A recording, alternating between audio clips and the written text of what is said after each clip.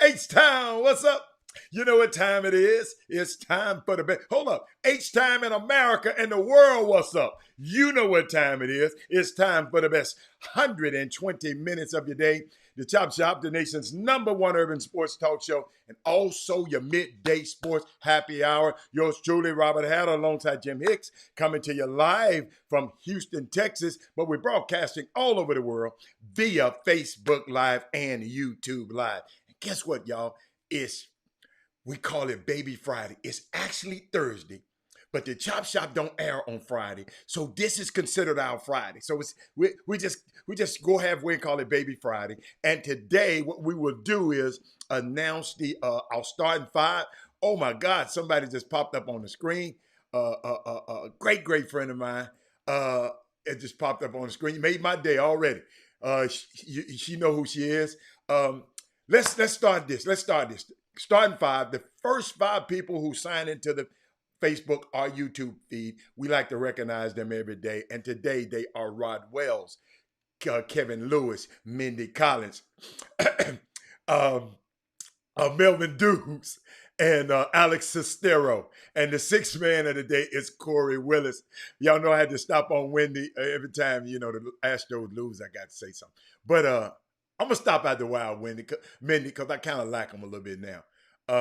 What's up, everybody? What's up, Dad from Chicago? Hey, Tamika, Brandy, Rick Brown. Let me holler at my people. Shanquetta, Karen Roach, Troy Callahan, Dale Griggs, Kim Jack. Oh, my God. Tyrone Caldwell, Kevin Allen. The Silver Fox is in the building. Let's go, Bucks. Football back tonight. Chris Charles, the Laker. Y'all look at Chris Charles. He got on a Shaq shirt, man. Come on, Chris. Let's see. What's up? It's football season. Yes, it's football season. Been away for a while. Trey, where you been, Trey? Trey, thank you for that video, Trey. I'm going to play it. I hope I have time to play it today. Hey, Brandy. Mindy already got me talking about what I'm clearing my throat for. And all the way from Memphis, Tennessee is Jason Peters. Jason Peters in the house. Jason, this for you, baby. Jason, hey, this shirt for you. Hey, Rod Wells says starting 5 was all men. Where the women at? They here. Hey, Dale. What's up, y'all? I mean, let me tell y'all something. Yeah, football tonight. The Dallas Cowboys gonna play against the Tampa Bay Buccaneers in Tampa. What's going on, y'all? I'm gonna tell y'all. Let me see. I'm gonna watch that game. I'm gonna make sure I'm gonna put myself somewhere where I know I'm gonna tape it. Cause I like y'all, if anybody know me, I don't like to watch stuff. I can't stand commercials. Can't stand them. But Tracy had a meeting on, okay. What's up, Mark Edwards? How do you know I'm gonna rep them Lakers? You right. Oh, Mindy. See that Mindy being mean already. Talking about booty cowboy. Hey, Cowboy fans, she like all the Texans. She like all the Houston teams. So I'm just letting you know. So in case y'all want to get her back. But hold on, y'all. I got some stuff for y'all before Jimmy gets here. You know I had to do my little monologue. I did something crazy today, man. I mean, let me tell you something. Y'all don't understand. Before this show come on, I have to do some other stuff. I have business I have to take care of. And sometimes it just don't stop at the right time. So it throws me behind. Uh and so it's just one of those days. Kind of threw me behind a little bit. But guess what? What I want to do though, next Wednesday, ladies and gentlemen, um, I found out that First Take is going to they're gonna call it HBCU Wednesdays. The next week they're gonna showcase Texas Southern University. So I just want to let y'all know next Wednesday. Make sure you watch First Take. It was talking to Michael Strahan about he got a new documentary. I can't wait to watch it. It's on ESPN, I think Plus. You got to have a subscription service to have it on. But next week, make sure you watch TSU. Okay, they're gonna highlight TSU. You know, you see how I talk about y'all university. I love HBCU. Y'all got to realize I can't talk too bad about TSU. My daughter got one of her degrees from there. Okay, so always my money went there. So guess what? I'm gonna always love TSU. I might be kidding about them and playing just to get on Jimmy, but the powers that be at TSU, that's why I'm always invited to their stuff. They got some good stuff coming on later this month, and I'm invited to it. But Michael Strahan got this documentary out called More Than an Athlete. And last year they did, LeBron James. You know, the lady told LeBron James to Gary caught that. Gary caught that. He's so messy. LeBron James, what's the Laura Ingham came on and talked about just shut up and dribble. And LeBron James, I'm more than an athlete. So uninterrupted. They did a special on being more than an athlete. So last year, like I said, last year it was LeBron James, but this year Spring Hill Entertainment, which is owned by LeBron James and Maverick Carter, they approached him. They approached Michael Strahan, and he was just talking about it. He said, y'all, you don't have to box kids into one lane. You remember we had a letter at the end, a message at the end. Jimmy read the letter yesterday at the end of the show. If you didn't see the end of the show, we're just talking about parents asking, how can you get kids interested in other things other than sports? How can you get them, interested in other things? If it's sports or bust, it's sports or bust. But Michael Strahan, who went to TSU and doing real well now, he said you don't have to box us into one lane. He said you don't have to just be on TV. He didn't mention Justin Tuck, his former teammate. He's a big wig at Goldman Sachs. Goldman Sachs, Google it. You know what I'm talking about. The biggest investment firms in the country. He worked in New York. He got Justin Sachs. He worked in football player. Got in New York, interned at Goldman Sachs. Now he's a big wig at Goldman Sachs. O.C. Umenyiora, he's doing well. See, what we don't understand, the basketball and the football are going to stop at some point.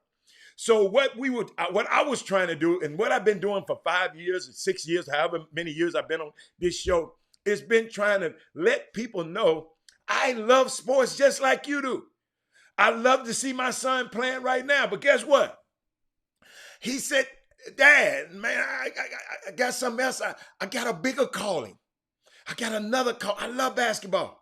He said, but I'm not going in no G League and I'm not going overseas. I'm not trying to work he said, I got advantage here. I went to school in New York. I want to be where the financial sector are. I never forget, y'all. This young man told me, hey, guess what?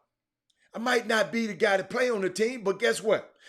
I'm going to put myself in a position where I can be the guy that owns the team. The guy that signs the front of the check and not the back of the check. That's what this young man told me when he graduated in 2017. So guess what? I said, do your thing, baby. And I just hope, because we got some more young people like that that's in this world. They might not be the basketball, might be they may be talented and they have a gift at basketball, but that gift might not just be your calling. So he talked about it. What else he said? And I'm talking about Michael Strahan. If you just joined, he got a documentary that's on ESPN, I think Plus, that streaming service. I think you have to pay for it. But it's I can't wait to watch it. It's a 4-part series. There's life after the game, ladies and gentlemen. Out for your visa. Yes, thank you. I mean, it's Jameson said, go ahead, Hatter. Y'all, let me tell y'all something. Y'all, let's have fun in this sports stuff. Because, see, I'm smart enough to know, let me tell y'all something. As smart as my son was, it was some people that smarted. It was, hold on. It was 20,000 applicants that year. He went into Cornell, okay? Then but 3,000 applicants get in. Look at those numbers, Karen. Hey, Karen. Jameson, it was 20-something thousand applicants to get in that year. It wasn't but 3,000 got in. My son was one of the 3,000. Let me tell you something. He was smart. But it was some valedictorians that didn't get in because he got in. His basketball prowess, his gift in basketball, moved him in front of the line. Parents, this is an aha moment. His gift in basketball moved him in front of the line. I tell you, I think I told this story. It's only one other school that I would have thought about going to for him, and that was Stanford. Stanford has an African-American coach. His name was Johnny Dawkins. And if Johnny Dawkins had said, I'm coming, come on, we would have went. So let's amplify this thing we're doing with our kids. Yes, let them play sports. Yes, let them have fun with sports. But no, we got to understand. And then I look at these fans. I was talking about, we had people on the air yesterday, and they were not really, but I just felt they were taking up for the trolls. They was taking up for the fans.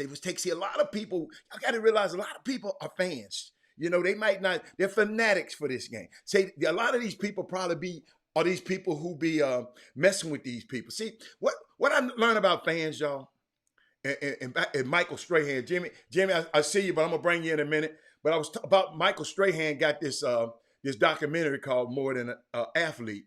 And he said no one else came to check this out, y'all.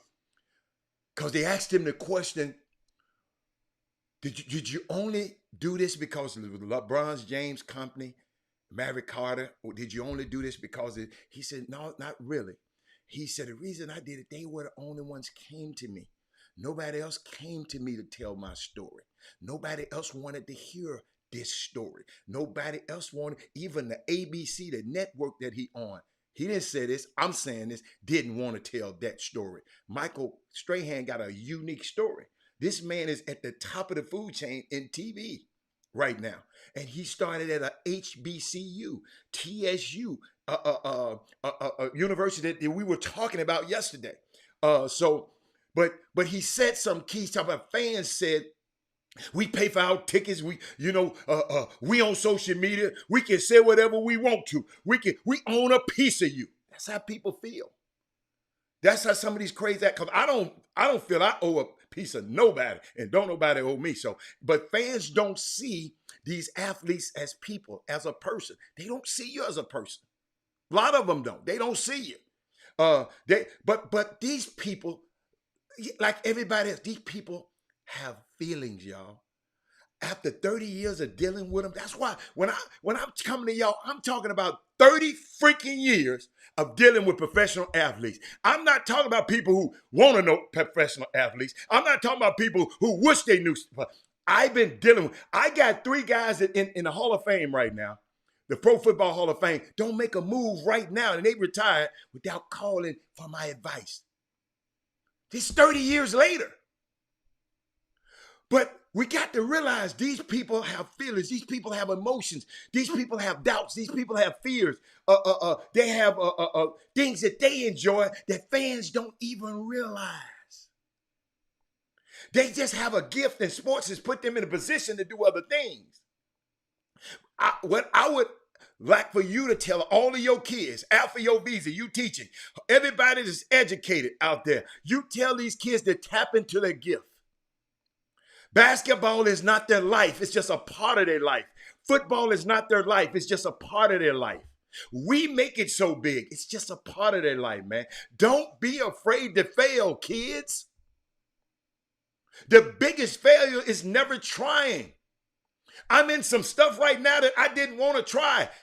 And it is flourishing like hell. And guess what? They had to fight me tooth and nail. Man, I don't want to do that. I don't want to do that. I don't want to do that. Robert, it's good for you. Robert, let's do this. Robert, we did the analytics. It's good.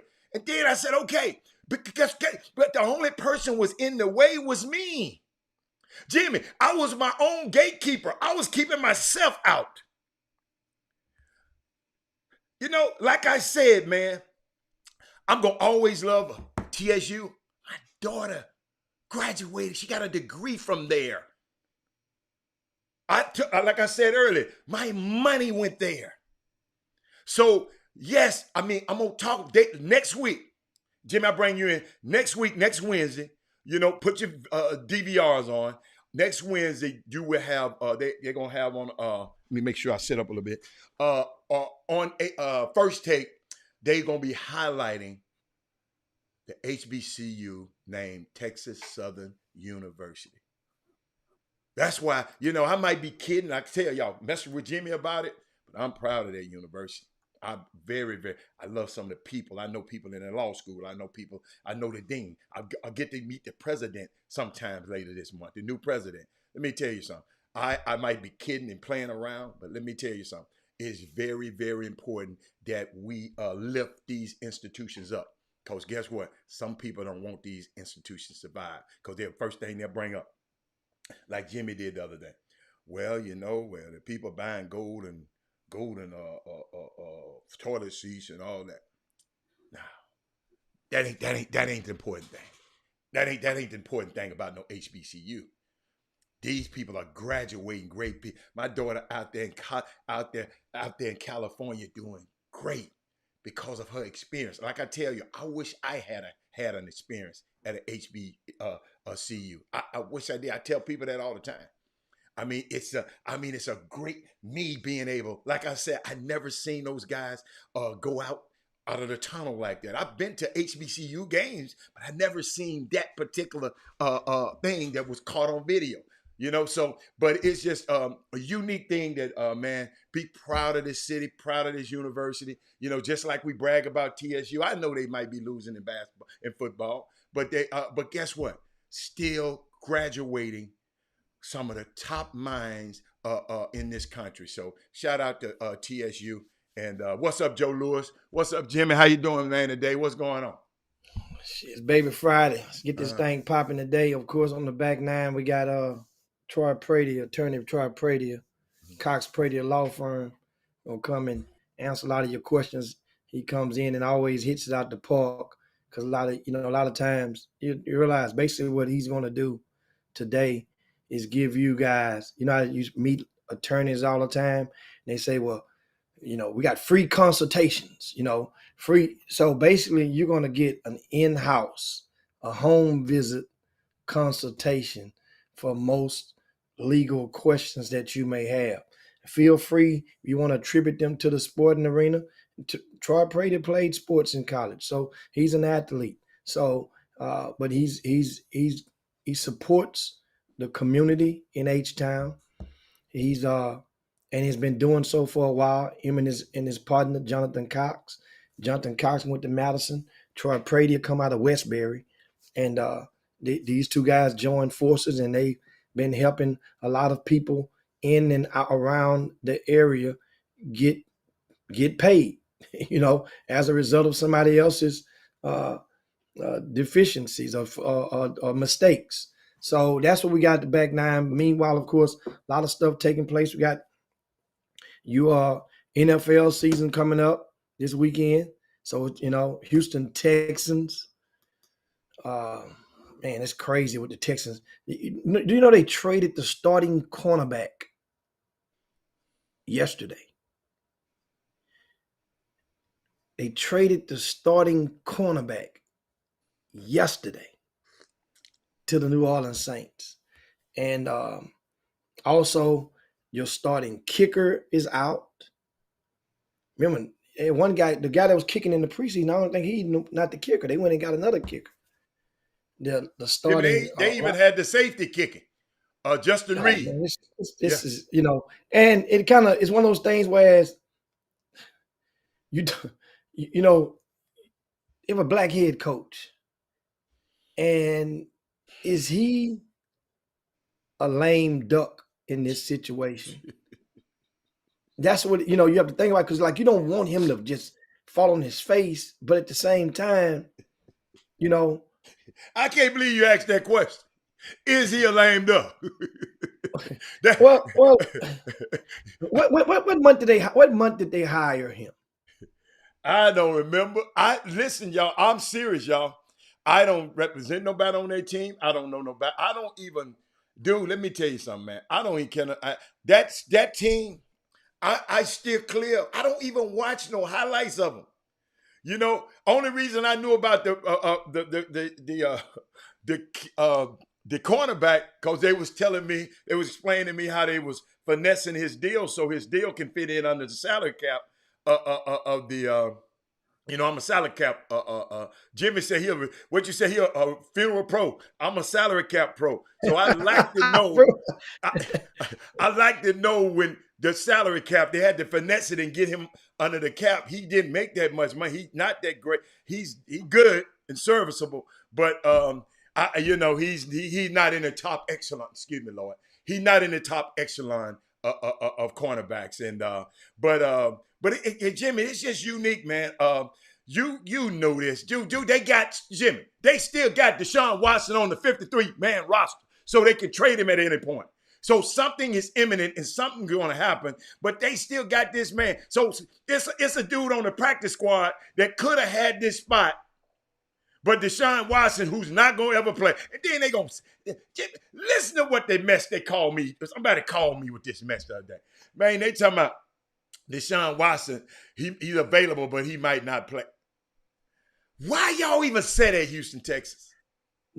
Remember, we talked about this earlier. That's what I'm saying. The PR, the marketing department, the PR department, of the Texans, they have been fumbling at the 2-yard line ever since this Deshaun Watson, I would say, woes debacle came into play. I mean, they have. But Jimmy, in their defense, this ain't never happened before like this, Jimmy. Yeah, but then give me president for it. Give me a president for this. But understand something.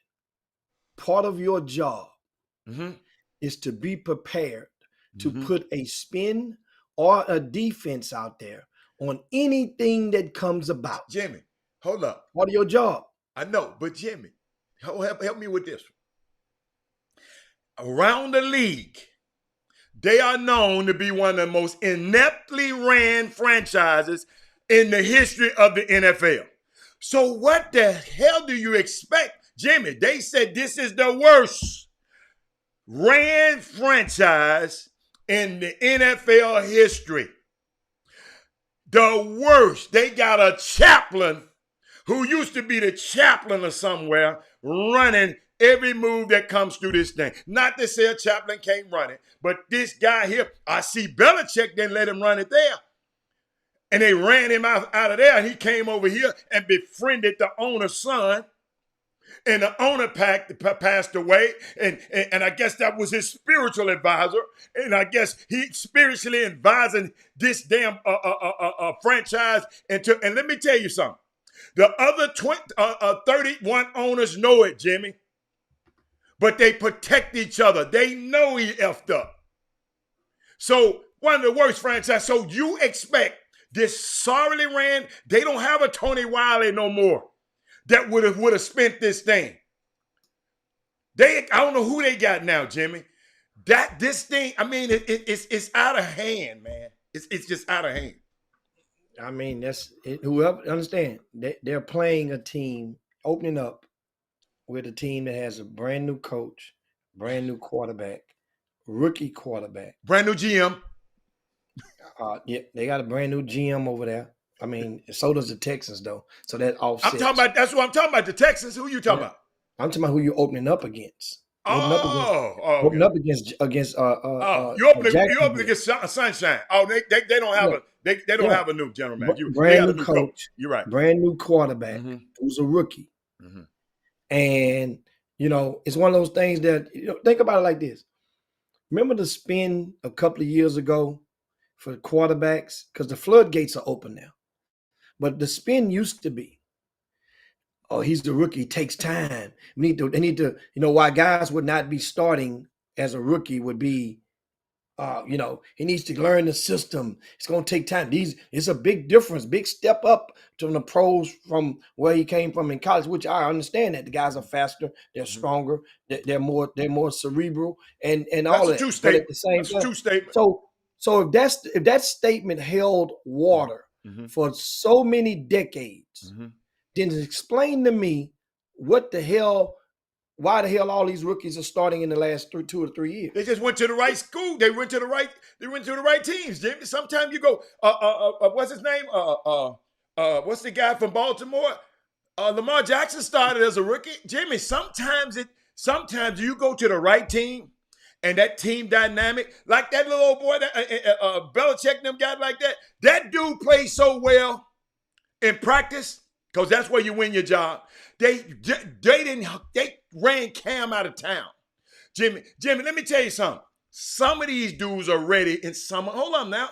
Some of the, I'm gonna tell you, and this you got to hear this, so you won't be thinking about the press. Every team is different how they handle these things like this. Hey, Urban Meyer, the number 1 pick down there, he had to play. He gonna play. They have who else? Who's behind him? Gardner Minshew. They ran his ass away. So some guys gonna start. Some guys. It ain't that they're ready, Jimmy. It ain't that they're not ready or not ready. Some of like the guy over at Aaron at the Green Bay Packers. I don't think he that good of a player. I don't know what the hell they was thinking about. Cause we'll see next year. Some people just can't grasp this stuff, Jimmy. And quarterback, man, y'all don't understand. That's why I keep telling y'all I love Tom Brady so much. Because he did this at a high level for so long. Little boy, Jimmy, they got a kid for the start at New York Jets. Jimmy, come on, man. The New York Jets. Little kid gonna get killed, but he can play. Guess what? Who else did you New York Jets? You don't know they second. So it's just different team. I know like Justin Field, people won't know. Let me tell you something. Patrick Mahomes sat behind Alex Smith, and he said that's the best thing he ever did. He could have played, but guess what, Jimmy? What was the knock on Patrick Mahomes? He went to Texas Tech. They just throw the ball already. They just throw the ball over. And Thaddeus Moody, you're a fan talking about Justin Field is ready. You're not a damn a general manager. You're not a general manager. You can say Justin Field is ready, but Matt Nagy say he's not ready. So as a fan, you want him to play because he's a black quarterback. But Matt Nagy said, I got this, y'all. He gonna play, but let me let him see some things. Because once you start these young rookies and they get shell shocked, it's hard to put that genie back in the ball. Jimmy, I'm gonna tell you something about Cam Newton. They showed it the other day. He got hit by, I think, the number 90 for Pittsburgh a few years back. He got hit from the blind side. Cam Newton hadn't been able to throw the ball since then, Jimmy. I'm going to go back and research it. I'm going to tell y'all the exact thing. His percentages after that game just plummeted. He was playing with Carolina. Listen, man, this stuff, but he done took so many hits. So I understand what you're saying, Jimmy. Some people not ready, some people not ready. Jimmy, it's all right to sit down, man, and hold a clipboard. It's all right. Especially with Aaron Donald coming off the edge at your ass. Because one hit from Aaron Donald. Hold up, Jimmy. Did you see the hit that little boy Justin Field got in the preseason? Somebody Google that for me. I want all of y'all. Did you see that hit? That dude knocked his thing in the dirt, Jimmy. He knocked the piss out of him. Blindside. Justin Field, he got up and threw a touchdown. But Jimmy, them kind of hits, sometimes you don't recover from. And a rookie got to understand, dude, that's coming at you. That's in preseason with a vanilla defense. What's going to happen when these dudes disguise these schemes? So, I mean, I understand your point, but I'm just giving you another side of it. Some people, they might be ready, but then they ain't ready. The organization ain't ready. They help you a little bit. The organization ain't ready. I think in some cases, it also, you have to look at it like this. If you have a product, right, you have a player, and there's a competition at a spot. In good business as an owner and upper management, if you bench that player, then you're automatically degrading the value of your play, of that particular player, said player. But if you give him a chance to play a little bit, right? He does well. It helps his stock go up. So now your headache of having to choose between quarterbacks, it now remember the Philadelphia Eagles, the year they went to the Super Bowl a couple of years ago. Remember the situation? One quarterback got hurt, the other one came in, led him to the Super Bowl. So his stock was up. Nick Foles. The other one's stock was up too. Yeah. So now you get premium. You make a decision. Your decision is in control of you. It's not by force. Because if you bench this guy, let's say if this guy was worth $1 and you bench him, I'm not going to pay you $1 for him. That means you don't want him. I know you don't want him. I know he's unhappy. So I might offer you 75 cents. I'll give you 75 cents. It happens in business all the time. So that's it happens in business. But let me tell you something. You can't fool these. You can't fool these pro people. They fool themselves. Jimmy, let me tell you something. I'm gonna show you how they think. He might not play well for them, but he gonna play well for me. I'm in this system. He's better. See, you might think you're talking about 45 cents. Now, if I can get him cheap, I'll get him taken cheap. But I know his value because if he wasn't valuable, I wouldn't want him in the first place. Let me tell you something, man. It ain't but 53 spots. I tried to tell y'all yesterday, if you made that 53-man roster, you a dude. You a dude. I don't care what nobody else say about you. Talking about, I'll give you weight for 20 cents and 50 cents. You are a dude. And what I'm looking at right now, Jimmy, I'm just watching these quarterbacks. Think about this. Cam Newton is a former MVP. He don't even have a job. And Jimmy, this is what he do the other day. Hold up, I got this for you. Before we get past it, this is what he go do. Hold up, I got something I want to show y'all. How in the hell did he do this? On this week's Funky Friday, I have a lot of things that I need to get off my chest. This is not a retirement speech, and I have a lot of football still in me. How the hell he cut that thing in the top of his head and get that? Jimmy, let me let you see it again. Remember, that's what I explained to you when I told you about the funeral. Man, don't talk about no funerals no more. No, don't do that. No. You can cut. No. No, you know who done that first? You know, not who done it first, but one of the guys that popularized that was Coolio, the rapper from back in the 90s. Remember Coolio, the rapper? Remember he cut the top of his caps out and let his hair flourish through there. So Cam Newton, see, the thing is, when you're winning, it reminds me of the old cliche that I present to you guys. Probably I haven't done it this week, so right on cue, at least once a week, you're going to get it. And that is when, as long as the talent is greater than the problem, you will be tolerated. But once the problem is greater than the talent, then you become expendable. That's Cam Newton in 2021. But Jimmy, he was a nice Jimmy. Everybody says he's a great teammate. Everybody. I talk to everybody. They love him. Yeah, but you could tell Cam Newton had got kind of some Carmelo Anthony in the Houston Rocket in him earlier this year. Jimmy, I'm telling you, Jimmy, you got to talk to the players. I ain't riding no bench. That's what happened when he went up in there. Jimmy, when they named the starter, you just said a while ago. Jimmy, he was the number one player in the country. Hold on now. That was then. Hold on, no. Number one player in high school. Number one player in junior high. Number one player in the. He got an ego. Guess what he posted? I'm QB1. Then you went from QB1 to being fired. That players don't dislike. Hold up. Players don't dislike him for doing that. It's the fans and the press. No. It's upper management as well. They get tired of that. At some point, we get tired. Just imagine. That's what we're getting on mainstream. Dude, he ain't been with but two teams, Jimmy. Jimmy, he ain't been.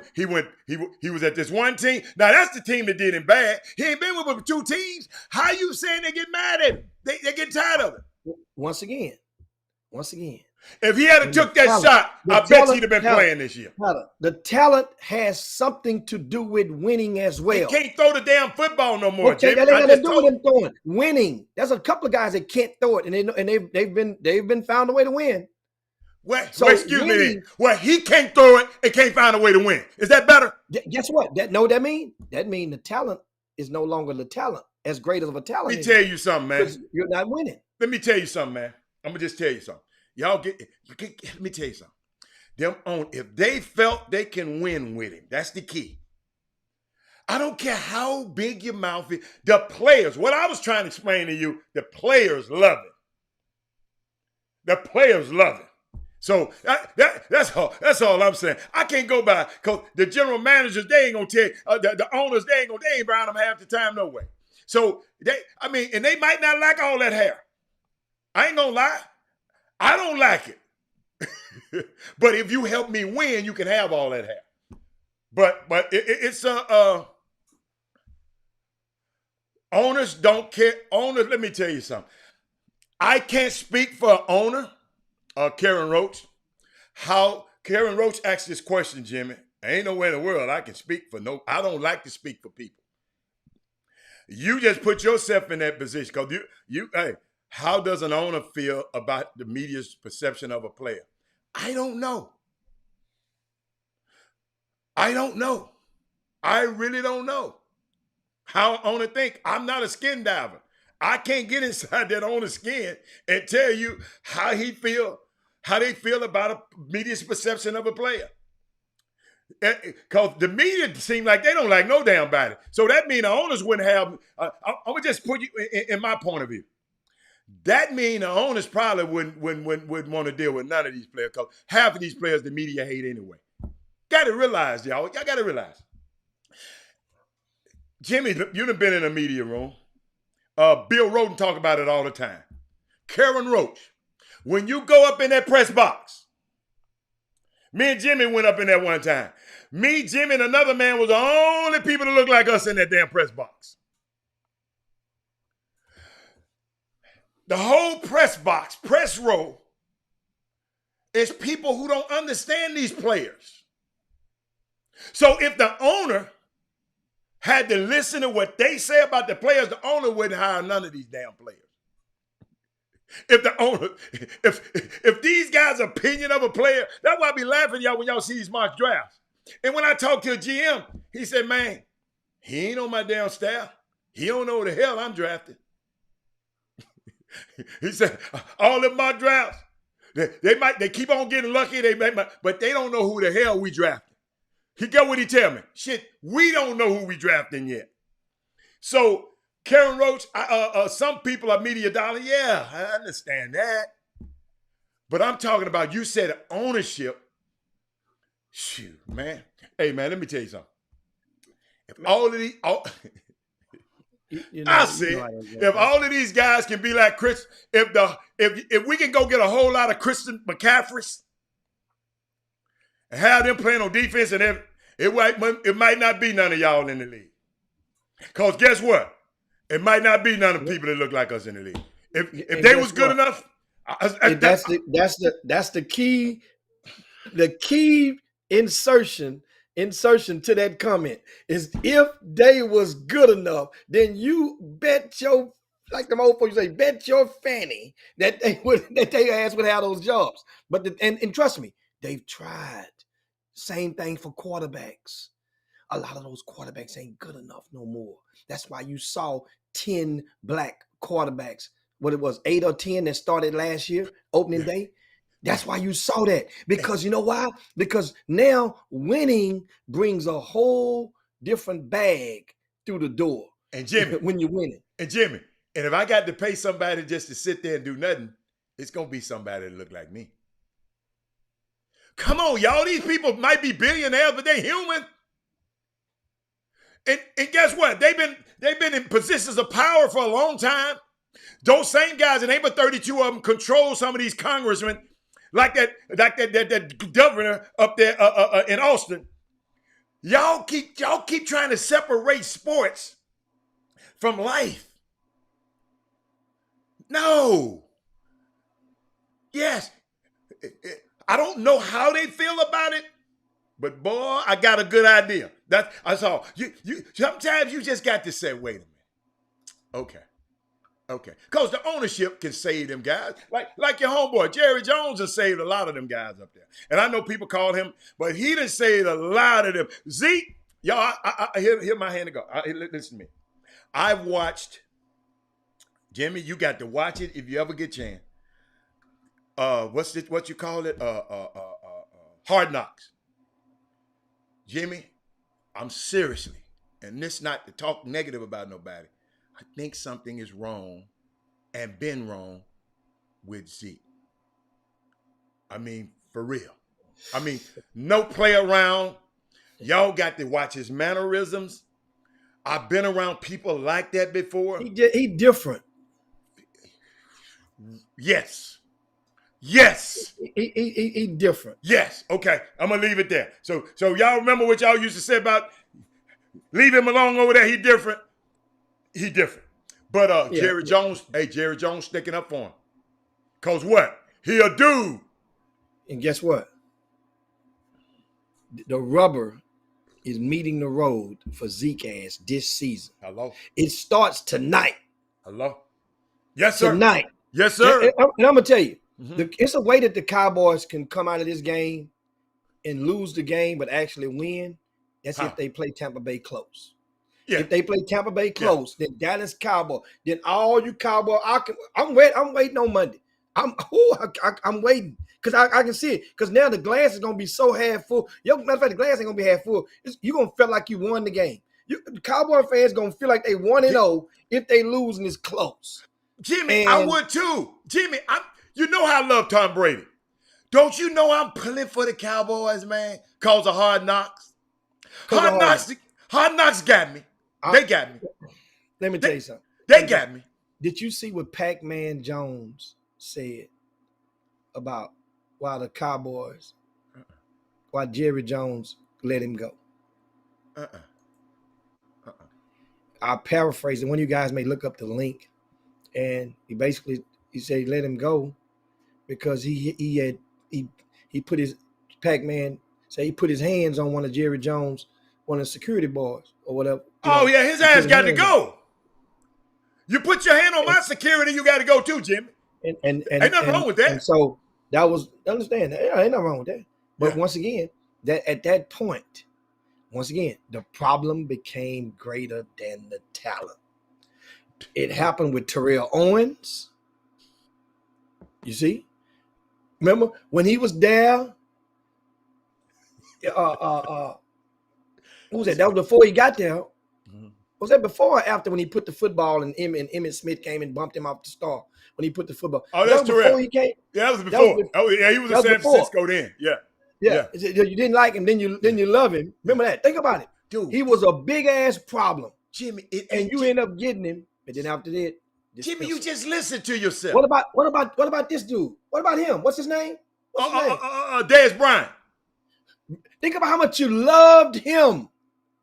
Jimmy. The talent was greater than the problem. Then all of a sudden, don't get it twisted, he got hurt, man. That was messed up. Unfortunate, didn't get hurt when he go to New Orleans. I understand it. But think about how much he was loved. The marketing that went into Dez. Remember, he got suspended at Oklahoma State because of Deion, indirectly, because of Deion Sanders. That'll go down in the history book. You got to Google that and look that up. True story. But think about it, how quickly you are thrust onto the sideline once the problem becomes greater than talent. Because Dez had stuff that would see when you play on that level, they know what you do. If you are a star, how do you know that? You know that you've been around upper management. If you go hang out, if you want to go to the men, you call them, they call them something else, the cabarets. If that's your thing, trust me, upper management knows. If you a smoker, they know. If you a gambler, they know. If you like to go and hang out with those young folk and you want to go and hang out on Montrose, they know. If your ass want to paint a rainbow in your hair and wear rainbow underwear, that rhymes. But they know. They know. That's their job. But then if you have talent, sometimes they will know but act like they don't know. Remember that. Now, once you become a problem, they ain't acting like they don't know more. They take the gloves off. They sick the dogs on you. I seen it, Jimmy. I seen it so many times. Jimmy, hold up. Hey. The Raiders got tired of Charles Woodson. Young, rich, talking shit. The Raiders got tired of his ass.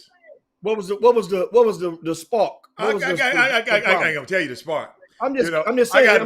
No. You'll never know. But they got tired of it. You never know. Yeah, that's my. So what was his stats? What was his stats like? No. He was great. Hold up. Kept getting hurt though. So guess what, Jimmy? Oh, Robert Hatter said. Well, we always talk about this. All right. Guess who live on the golf course I always play on all the time? Lonzo Highsmith. Don't you know he was one of the GMs at Green Bay? Lonzo, man, come, y'all better come get Wood. Y'all can get him. Y'all can get him. They don't want to pay this money. They don't want to pay this bread. Lonzo, let me tell y'all something. Y'all hear me on this one.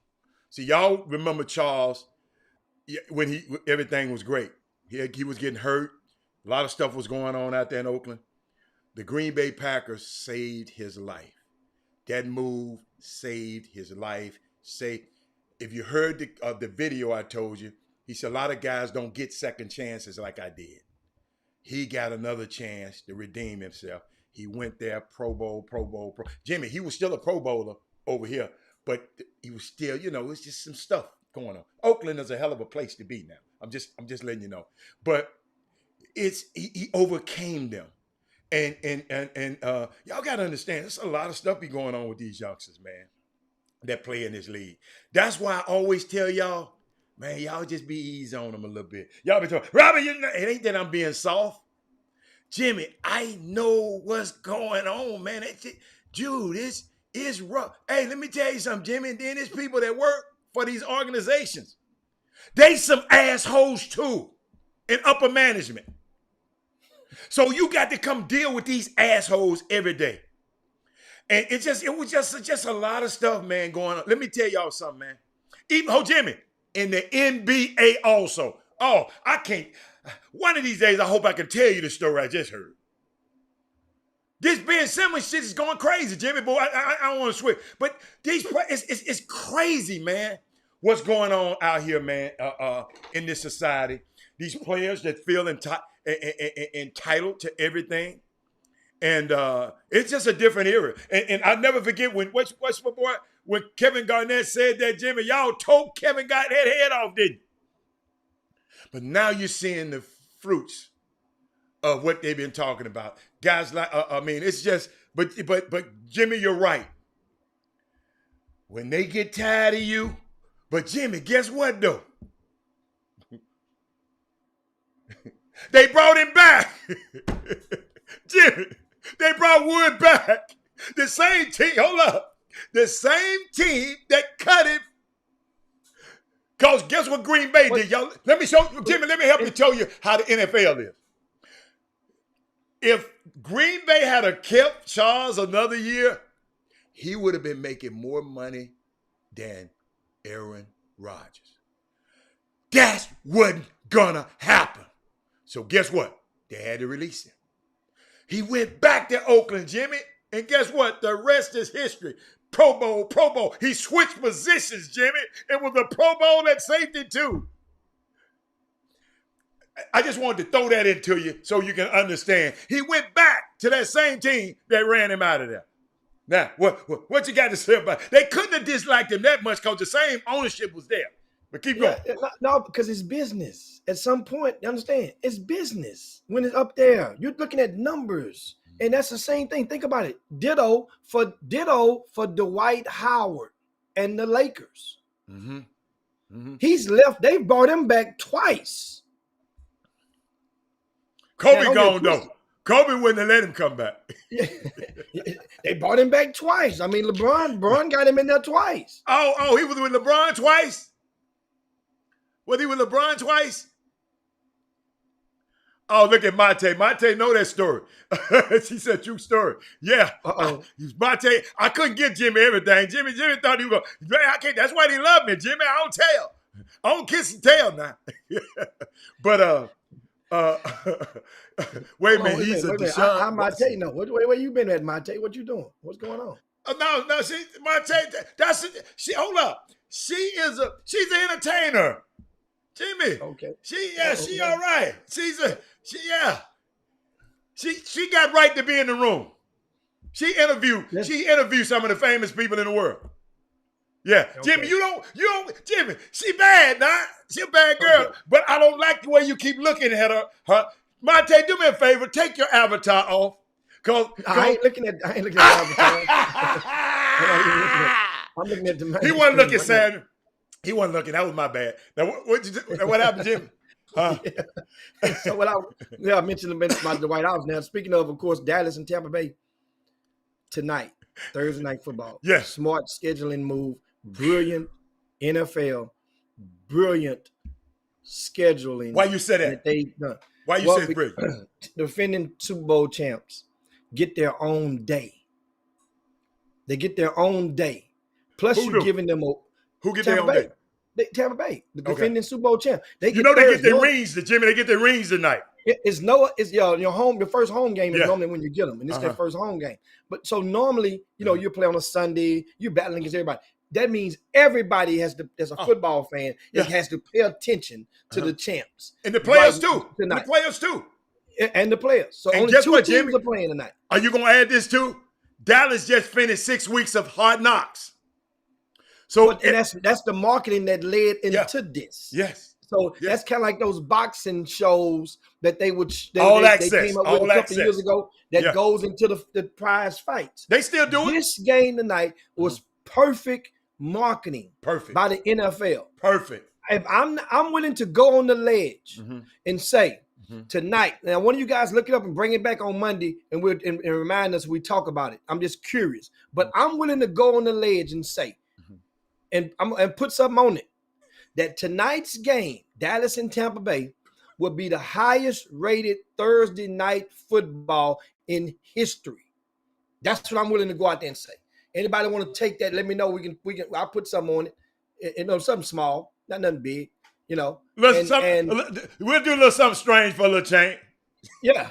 I'm telling you. So now what it does is it's a win-win for the NFL. If Tampa Bay blow out Dallas, then it's like, we told Tampa Bay is for real. They bring all 22 starters back, I think Tampa Bay does. And including a very healthy one of our own from H-Town, from Greater Houston. That's Mike Evans. He's healthy now. Yeah. He wasn't all the way healthy last year. Yeah. You got Mike Evans that's healthy now. And then you got, don't think about it. Think about it. We got to applaud who? this black man.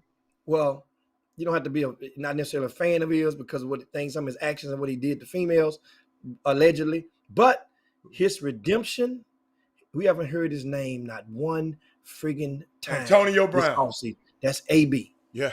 AB has been on his best behavior. That to us, that means naturally that means you're definitely more focused than you was a year ago, coming limping into there and going to stuff with New England and coming to the stuff with Tampa Bay. They vouching for you. So this thing is perfect. Perfect night. Jimmy, I got something else for you, Jimmy. I'm just glad Dak's suiting up. Because now the excuse is already built in. Mm-hmm. The Cowboys, man, well, Dak ain't getting no snaps. He rusty. He didn't play preseason. But in the same breath, people that say how many snaps do you think Dak was gonna get last weekend if he'd played in the preseason game? That's why you can't look. Jimmy, you know what I was thinking about? God, you made me a whole lot. Jimmy, think about it. This is what I love about this Tampa Bay team. Jimmy, this ain't never happened, I don't think. They bringing back all 22 starters. The 11 on offense and 11 on defense. That's unfreaking heard of a Super Bowl winning team. Because most people talking about, man, I want some money. I'm going to go. Man, I want some money. Tom Brady said, hey, man, you need to get him some. Chop some of mine off. You need to get him some. Chop some of mine. Get Zach Barrett. Get Zach Barrett. Get him in here. Get this guy. Get Adama Kasu. Get him back in here.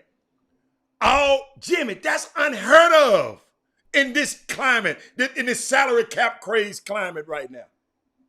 All 22 starters. Unbelievable. I just wanted to add that to you. Add to your. Now, Michael Jordan asked, "Does Thanksgiving Thursday?" No, Thanksgiving Thursday would not count on this because Thanksgiving Thursday was a separate day. That's the holiday. Yeah. We're talking about regular Thursday night game. Yeah, on the regular this Thanksgiving Thursday. Understand something? That was different. That's a different day. That was in place years ago. Mm-hmm. We're talking about since they did the updated, renovated scheduling package where you included a Thursday on every day. Since then, no game will probably be outviewed by this one tonight. And Jimmy, and this is on NBC. Most time those Thursdays on Thanksgiving are Fox or something like that. Those Thursdays on Fox or on Fox. On Fox. This is an NBC game tonight. Like the one Tony Dungy and them be doing on Sunday night. This is a Sunday night game. In other words, the NBC. You might see Maria Taylor tonight, Jimmy. We might see her. They ain't talking about it. She NBC. We might see her tonight. She got a football game. Yes. No might to it. Ain't no might to it. And she one of the best football people out there. Yeah. Yeah. Just made me think about it. Oh, my goodness. So that's and also, so guess what, guys? I mean, it's going down. Of course, it's football season on us, and it starts tonight. What's your favorite game that you're looking forward to on Sunday? We'll ask you guys. Now, don't get it twisted. Remember I said brilliancy? Think about how the NFL did for Monday Night Football. Monday Night Football? I ain't even looked at this game. Listen, you get Baltimore at the breaking in of the Las Vegas Raiders. That's what y'all. I think I tweeted something about what I was supposed to tweet something about it. Brilliancy in the scheduling. That understand? That means certain players. You're gonna stop what you're doing. Mm-hmm. Lamar Jackson is one of them right now. Now don't get it twisted. He was probably too good too early because now he's going to end up getting punished for not for winning, but not winning enough in only 4 freaking years. He would probably have more wins than I'm willing to say. There's some homework for you guys, football guys. Look this up. Kevin Allen, I see you out there, the Silver Fox. Look this up, Kevin Allen. Of the previous, just go now. You got to go all the way back to historic times. But let's say in the past 2 decades, what starting quarterback in NFL had more wins than Lamar Jackson? Nah. As a starter. Not me. Ain't gonna be too many.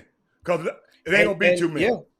Yeah. I mean, seriously. So that lets you know he's gonna get punished, not for winning, but for not winning enough in the postseason. He's a dude. That's the thing. That's the thing. Hold on, Jim. I got this. I wanted to share this with y'all. This what's gonna be happening on Monday night. Hold on. Check this out, Jim. now available. Check it out, Jim. That's Charles Woodson Bourbon. Jimmy. I told you. I got to make sure you get you a bottle of that. Jimmy, man, you supposed to have a bottle of that already 10 down here. I got 20. I got 19 days left, man. No. We're gonna go 18. Yeah. 18 days left. I'm good. But Jimmy, you know they got sections in this stadium, like in the club, in the end zone. You know how we have our section at Vegas? They got sections in this place. Say, hold on. I'll put that thing back on the screen. Okay. I got you. Put that back on the screen. Okay. Watch that. Right there in the middle. Right? Okay. Now, here what we got. Get your cell phone. Okay. Take a picture. Uh-huh. Take a picture and text at the wood. Text at the woods right now. Okay. Text the wood right now. Take a picture of that right there. And let them know how we rocking on the chop shop. Tell him, so his ass got to come and talk some football with us next week. Oh, he waiting on us. I know. Text that to him right now. That's what we're gonna do. We interactive on the chop shop right now. Let's become interactive. We gonna get this. Text him right now. I'm texting him right now. Hey, Penny said he ready. Penny might be ready next week, Jim. We ready. We ready for September. We gonna get it's that time. But look, Jimmy. When you buy a section, that and some of his wine come with the section, Jimmy. I'm trying to tell you, they doing it big. We got to go out there, dude. Hey, that place look like a big old ass Darth Vader when you pass by that thing on the freeway. Yes, sir. But that place, that new stadium. And guess what? Everybody comes in has to have proof of a vaccination. Yes, sir. And Jim, only for football. Only for the football games. They have other events in that place that's booked. They don't have to do it. Only but Jimmy, they told me if they open up the roof, you good. But yeah, like they did at the U.S. Open last night, Jimmy. That's a 5:15 kickoff. It's going. Jimmy, just what was happening at the U.S. Open last night? They was closing the roof because a front was coming. They was closing the roof, so they asked the players, "Do you mind if we close the roof while y'all playing?" They said, "No, we can't because it's so quiet up there, Jimmy." But they closed the roof. You can because a front was coming. So it's just so much stuff going on. But I just text Wood. I can't wait. But he gonna cover. Somehow he gonna be doing some coverage for that game. He got to go out there and do some coverage for Fox because he's on the Fox. Y'all tune in 11 a.m. on Fox. He on that show for Fox right now. So yeah, Jim. Yeah. Jimmy, but Jimmy, hold up, Jimmy. Let me tell you something about that dude right there. Hold up, y'all. Y'all, hold up. I got to show these people that. Because, Jimmy, everybody don't know this. Everybody don't know this, Jimmy. Check this out. Hold up. I just had it, Jimmy. Hold up. God damn it, it wouldn't pop up for me. Hold up. Oh, there it is. Everybody don't know this one, Jimmy. You know, we got... Everybody, this your boy, Charles Woodson, man. I'm in H-Town right now, man. Y'all know I love me some Houston. But I just have to tell y'all, man, that my midday sports happy hour is the Chop Shop with my boy Robert Hatter and Jim Hicks. I think y'all call them Ray and Claude.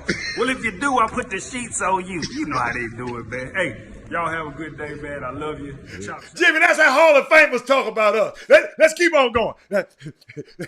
Keep on going. I just want see some people ain't never seen that. Some people ain't never seen that. But yeah, I just texted him. We'll find out what's going to happen. What else we got? What other big game? So, they got a couple of big games this weekend. Other one that's going to warrant a lot of attention, of course, is Miami at New England. Think about it. Oh, we have the former teammates, right? Mm-hmm. Mac Jones from Alabama. Well, if you do, I'll put the sheets on you. You know how they do it, man. Hey, y'all have a good day, man. I love you. Chop Shop. Tune in. Everybody, this your boy. Yeah, that was for you, Marissa. Jimmy, our guest has arrived. Our guest has arrived right on T. So however you want to do it. Yeah, and we're gonna get right into this. We're on the back nine of the Chop Shop. Want to ask you guys, if you hadn't done so, share the show. Let's get some shares in on this Baby Friday, man, and go into the weekend with a bang, and I guess increase our digital footprint throughout the World Wide Web. So if you're on the Facebook feed, share the show. If you're on YouTube, give us a thumbs up. Remember, there's a share button right below the screen on YouTube. You can take that and share that to your social media platform. Sure can. So don't let that be the excuse. Share the show right now. Let's give us a share. We're on the back nine. Let's get this thing rocking. Of course, as promised, we give you guys a lot of. Take a look what Frankman just said. Mike Tirico, Maria Taylor, Tony Dungy calling the game tonight. Thank you, Frank. But now, Jimmy, I'm sorry, I didn't mean to interrupt. They diversified the whole portfolio in NBC tonight. Tactfully done. Yeah. And want to get you guys, of course, other, in case you missed it, other action you said to look out for as you're going to the guests. You got Pittsburgh at Buffalo. Okay. Right? That's going to be one to That's watch. a good one. Yes. Arizona at Tennessee is one to watch. Tennessee then lost to Fizzle because of the quarterback. They got the running back. They got the running back. Yeah, but the quarterback. But we keep going. No, I'm talking about the coach. Hey. No, you're right. No, Tennessee gonna be good. You're right. Tennessee I'm thinking about the coach. As long as they got that boy running that ball and get that ball him 25, 30 times, they're in good shape. Another game to see. Philadelphia at Atlanta. Is a taking one weekend. Oh, Cleveland and Kansas City. All this Baker Mayfield talk. This put up a shut up for Baker Mayfield ass. I'm telling you. You don't like Baker Mayfield, do you?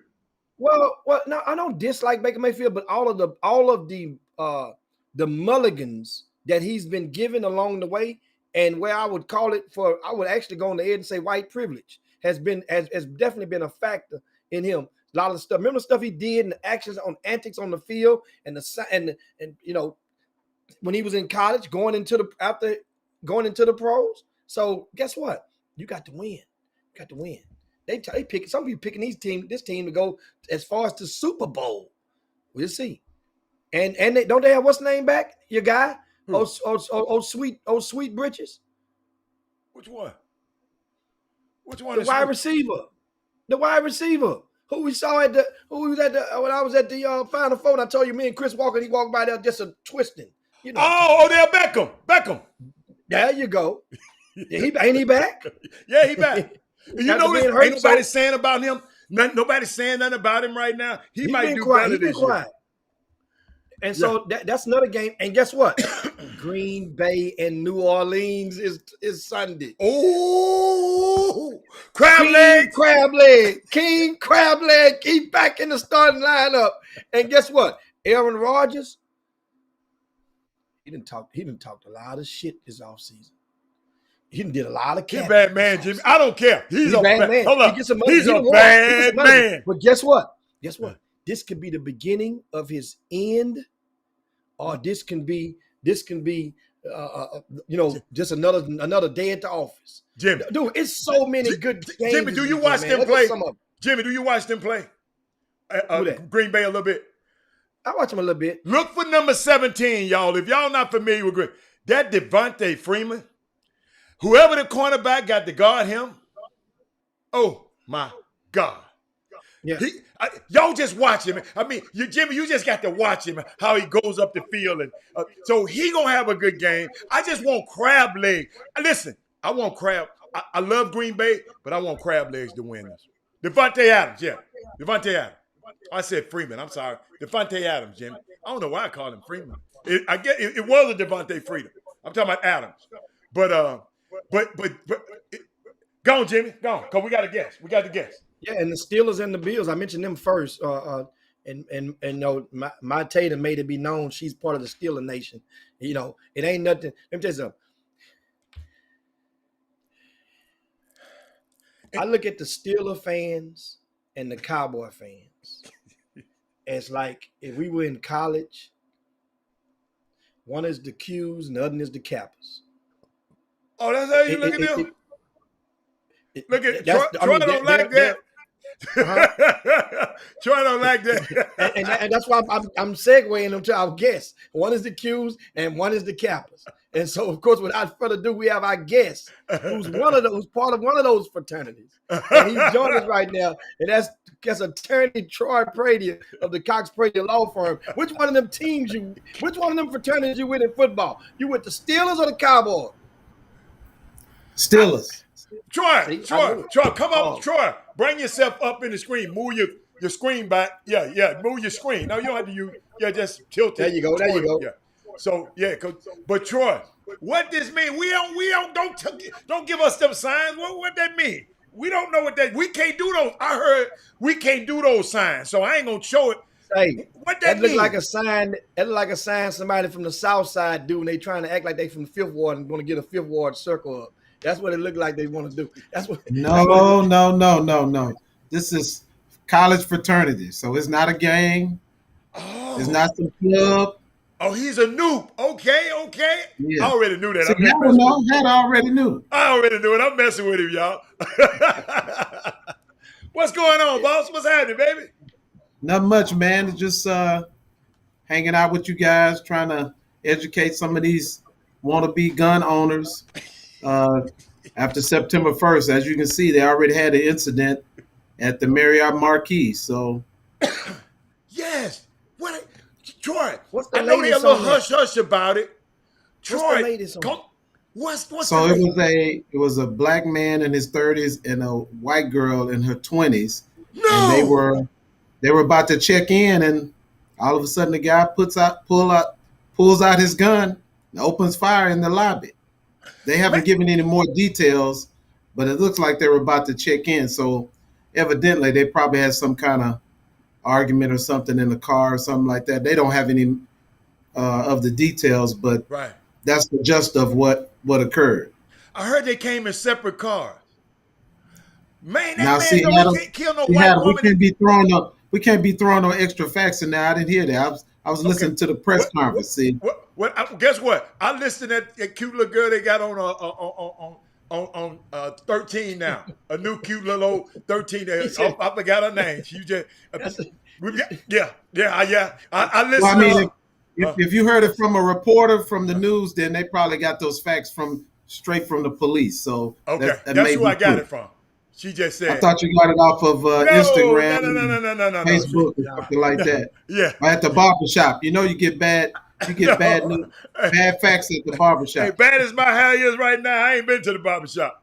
But so Troy, you sent me a thing. You sent that. I loved it, man. I've been having some good reading. You sent me this, and I printed it out.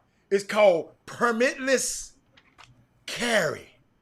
That's the legal term for it now, the technical term. Yes. The new law is, a lot of people think, okay, everybody can carry a gun. That's just not true. So we don't want people to get arrested for carrying a weapon when they shouldn't be carrying a weapon. So, of course, people who have been convicted of assault, deadly conduct, terroristic threat, things like that, you can't carry a weapon. Yeah, you can't carry a weapon. And so even when say if you have a weapon and you legally can carry a weapon and the police stop you, they can't take your weapon from you. You don't even have to, do anything. You can just walk away. But if they feel like you are a threat to them or something like that, they can actually stop you and question you and take your weapon. But when they find out that you no harm to them or anybody else, they got to give you a weapon back and let you make it. So, so people just have to be, you got to be careful. You can't, just because you can carry one in the state of Texas legally, you can't drive over the border to LaBerge or Tilma Fertitta's spot and think you might not get arrested. You go to Louisiana. Now, Louisiana's tough. You can't go over Louisiana with your weapon thinking that, okay, Texas means that I could carry this all over. In any other state, you can't do that. So people need to be careful. And, first thing is first is if you don't have a weapon right now, of course, you need to go to the gun range, take a class and things like that so you could be safe, because you got kids riding in the car with you. other people ride in the car with you. So you just need to practice safety and precautions before you decide to, thinking you part of Bonanza, that you Hoss or somebody from Bonanza, that you can just carry your gun around. You don't want to do that. So you don't want to endanger the lives of yourself or people around you or the community at large. So you just want to practice safety precautions. I would suggest that you take a gun class if you want to carry a gun now. It's a lot of things happening out here. So, road rage and things like that. Right. I would say that since you don't know the next person has a weapon, if you get into somebody, I would just say just be the bigger person and just walk away. Yes. Just walk away. So, there was an incident in Atlanta over the Labor Day weekend where I think they were in a club and the guy stepped on the guy's shoe and they got into an altercation. The guy had his gun. Nobody saw it over to the right. And he bumped the guy to basically start a fight. And the dude hit the guy pushed him, and then the guy got out and shot him. I saw that. I got it on video. I didn't want to show it because it's trauma porn to me, I think. So I didn't want to show it. But Jimmy, it's like the dude came up to him and bumped, like that, and the dude two-pieced him.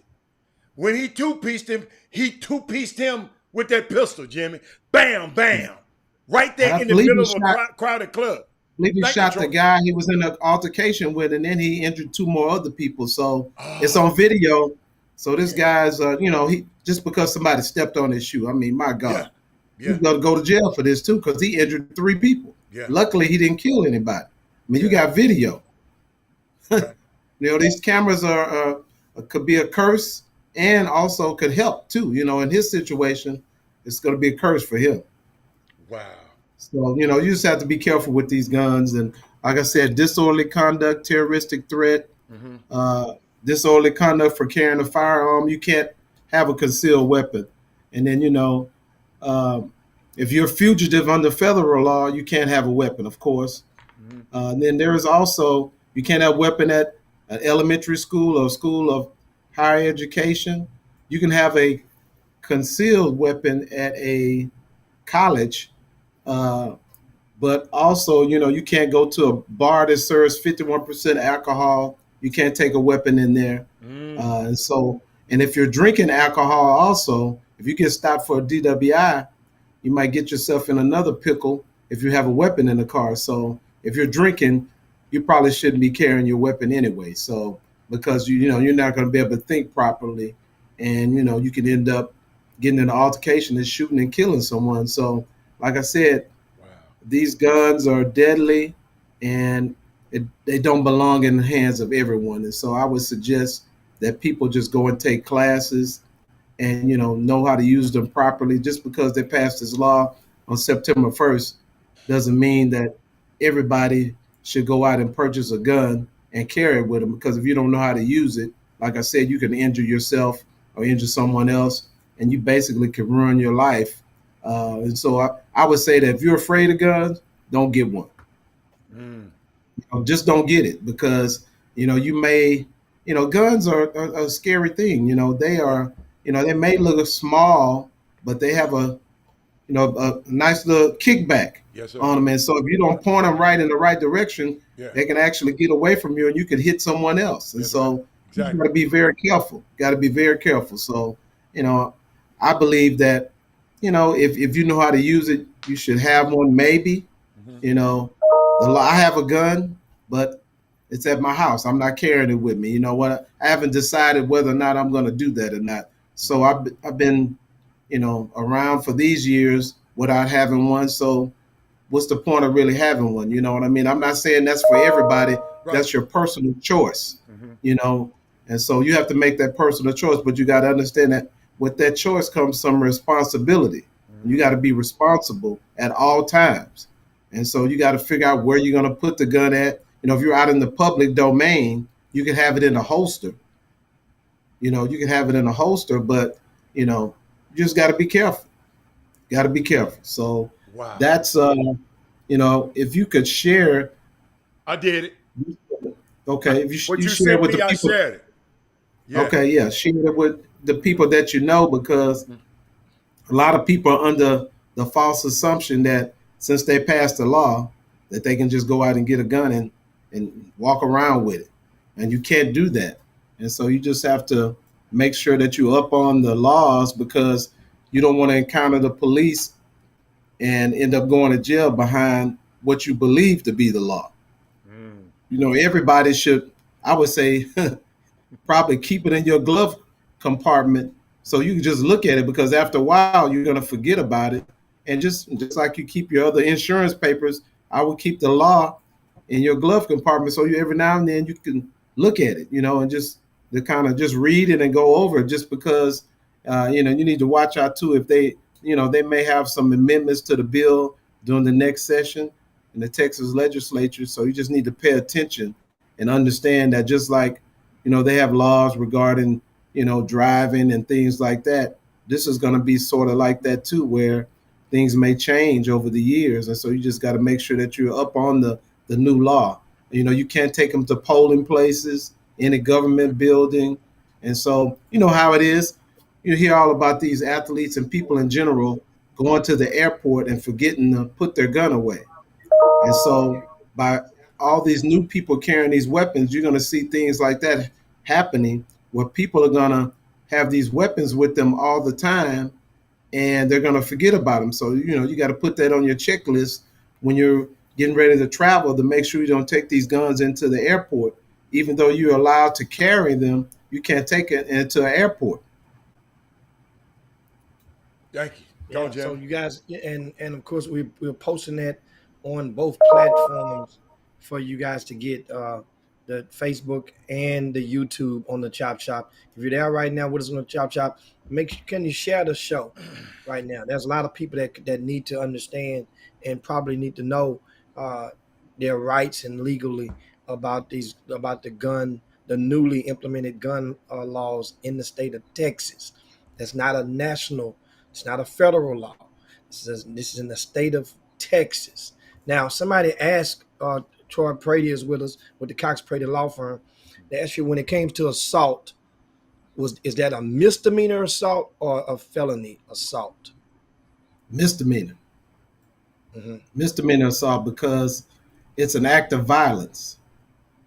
And so it's assault causing bodily injury, deadly conduct, terroristic threat is a misdemeanor. Disorderly conduct, discharging a firearm, disorderly conduct, displaying a firearm. And so what they're saying is that you have the propensity for violence, because you've showed, if you have these offenses, that you have a propensity for violence. And so you may be more susceptible to discharging your firearm at someone or in the public somewhere. And so that's why they're just trying to protect people, because, you know, people say, for instance, if you decide that you want to use domestic violence against your loved one, you know, if you do that, I mean, it's a possibility that you might, you know, shoot someone or, you know, threaten someone with a weapon. So, you know, that's why they try to cover the spectrum with violent offenses. And so people who have committed violent offenses, they had a propensity to their violence to escalate. And so that's the reason why they have that in the law, because the people who are convicted of these crimes, they have a propensity for their violence to escalate. And so they're just trying to protect the general public. That's all. Not saying that just because somebody might have got in a fight with somebody 10 years ago, that really doesn't mean that they had a propensity for violence. But, you know, they have to put that out there. And so they're just trying to protect the public in general. You don't want this to be the Wild Wild West. You know, it's, you know, Texas, along with about 15 other states, have these laws where everyone can carry a weapon. You know, and so say, for instance, if you see a crime that's being committed, you can't try to act like the police because you have a weapon, because you don't want to get yourself into some civil liability also with some criminal liability, because you may be perceiving what you see in the wrong way. Like the guy Zimmerman did with Trayvon Martin. Yes, exactly. So, I mean, you just got to be careful, because you don't want to get sued civilly because you pull out your weapon and you shoot someone and it's the wrong person that you're shooting. So you don't want to come up on the scene where somebody's out there toting some weapons and they're threatening each other with weapons, and you think that the one person is in the right and the other person's in the wrong, you just don't want to come up on a situation like that. The best thing for you to do is to call the police and stay back, because you don't want to, end up shooting the wrong person. And also, you don't want to put your own life in danger and, get killed because you're trying to get in somebody else's business. And so you just got to be very careful about these situations. Like I said, a lot of people are going to be toting these firearms and they don't really know how to work them. And, you definitely don't want to be using a firearm if you've been out drinking. So I would say that if you're going out drinking, I would leave my firearm at home. That's what police officers have to do. If police officers That's right. are drinking, they know they're going to drinking, they ask them to leave their firearms at home. That's right. Because you can make a bad decision under the influence of alcohol, under the influence of any narcotic. So, you just got to be very careful. And I'm glad that you guys are sharing this with your listeners and the people that watch your show, because, we need to, I would suggest that, these church groups and other community organizations, they talk to their people, the congregations, talk to the people in the community, because, we don't want it to negatively affect the African American community, because, we have this situation where the police kind of, unfairly target us because of the color of our skin, also in the Latino community too. And so we need to get the information out there to both of these communities to prevent us from being incarcerated because we don't know. And so that information needs to be disseminated to all of the people who look like us and the brown people and even the other people, because, people just think that, okay, they passed this law. I'm out here trying to protect myself, but to protect my family, and you might end up in jail. And so you just got to understand the law and understand how to use a weapon. Wow. So you got your pistol on you. You get stopped by the law. And the pistol isn't in the glove box. So if that pistol is on the side of you, what advice do you have as an attorney that the person should do now with the new law? Now, mind you, this person, let's paint the example in this scenario. Let's say the person is not a felon, but they might have one or two misdemeanors, and they are in the state of Texas. So I mean, they're not the misdemeanors that we talked about, not assault or anything like that. Yeah. So what advice do you have for that person? Get stopped by the police. It's nighttime. Your pistol is laying on the side of you. You're in the car alone. What advice? You got to be smart about it. You just got to be smart about it. The first thing I would say is, I have a weapon in the car. I'm carrying a weapon lawfully. You know about the law. I meet all the requirements, and just let the officer know, because you don't want to play tough guy. You don't want to play tough guy and not tell the officer, because you know how it is. I saw a weapon, so I shot him. You don't want that to happen. So the first thing you should do is say, I have a weapon. Now, if you encounter an officer on the street, you don't really have to say anything to an officer on the street. The officer, because you're out in the open. Like I said, it has to be in a holster. If you've seen people walking around before this law was passed, well, I've seen people walk around with holsters on, like I said, like you on the Ponderosa or something. And that was before the law was passed. So my suggestion and my advice would be to let the officer know right away if you're in your car. That's the best thing to do. And so now, this is among the many laws that was put into place by the Texas legislature and went into effect in September of this year. Are there any other laws that come to mind that you think that the general public or the viewers should know about It was 666 laws that were passed. What Well, any other? our governor was on the news yesterday talking about this new abortion law. And so, I mean, this is ridiculous to me. I mean, a woman should have the right to choose to make that choice.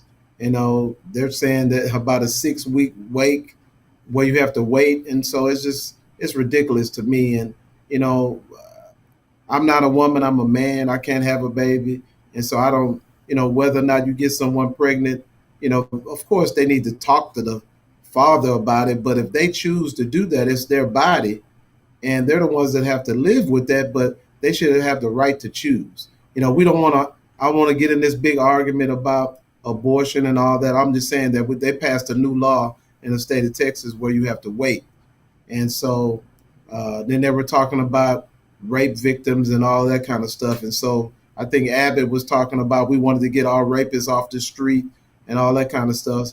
And, if you look at the Federal Bureau of Statistics, the FBI, I think the state of Texas has more rape cases than, I think they're like maybe 4th or 5th in the nation with rape cases. Mm-hmm. And so we definitely don't want them out here targeting men for rape cases, but our rape cases in the state of Texas are sky high. And so, like I said, that's a touchy subject, abortion. We're all men, that's dealing with a woman's body. I believe that a woman has the right to choose, bottom line. So I don't know what anybody else believes, but a woman has the right to choose. So in my mind, so that's just one of the other laws that I was looking at on the news yesterday. I can't recall any of the other new ones. There's a ton of them, but the gun law and the abortion law are the most important ones. And I said the gun law is most important for the African American community and the Latino community because we don't want our young men or women to be incarcerated because they don't know the new law. That's a good call. And we have some questions from the Boom Boom Room. If you have questions, this is the time to toss them at Attorney Troy Prady of the Cox Prady Law Firm. And we have one, and that is from Melvin. He says, what advice do you have if you're recording the police stop and the officer tells you to turn off your cell phone? You don't have to do that. You have a right to record as long as you're not impeding their investigation or interrupting their investigation of their arrest. They can't take your camera from you. They can't do that. Even though you see these officers on, on Instagram, Facebook Live and all that, you don't have to do that. You don't have to do that. Just think about the George Floyd incident where the 17-year-old was filming it, that she had every right to do that. And just think about it. The world wouldn't know if she didn't. If she listened, I don't know if anybody told her to put it down, but I mean, if we didn't have her, this whole George Floyd verdict with the officer, it may be a whole different story if it wasn't on video. Absolutely. And so I believe that, like I said, these cameras on phones could be a curse and a blessing. We want them to always be a blessing. In the George Floyd situation, it was a blessing, but you do not have to turn off your camera on your phone as long as you're not, in the mix with the officer standing right there, whether they're standing by the suspect or they're trying to arrest someone, as long as you don't get in the way. These phones are pretty high tech and you can video from you can video from 10, 15 feet away. You can zoom in. And so just make sure that you're out of the way and you're not impeding their investigation or you're not impeding the arrest, and you should be fine. As long as you know the law, you're okay. But, you're going to have some officers who don't want to follow the law. And so you got to decide at that moment whether or not you want to subject yourself to getting arrested by the officer or some violence by the officer. Save your own life. It's not that important. Sometimes it is. In the George Floyd situation, it was very important. But you got to be able to assess the situation that you're in. If you're watching somebody who is pulled out of a car for some kind of offense and they're just putting them in handcuffs. They're not roughing the person up. There's no sense in videoing that. You know what I mean? If you see something that is way out of bounds, that is as a violation of the law, I would suggest that you do that. But in no way should you put yourself in danger or put your kids in danger or anybody in your family in danger. Just walk away. Just walk away. So, Troy, I got a question I want to add to what we just talked about. And that is, like I said, some things can be easier said than done. And the question was, compounding off this previous question that the viewer put out, and I think it was Melvin, and he asked about what should you do if the officer tells you or directs you to turn off your cell phone during a stop. And your response was, we as a citizens, we have the right to record as long as you're not impeding in his duties or his job or his task. Well, that's correct. And you just attested to, there's been times where an officer, we've seen a rogue cop have basically physically extracted the device.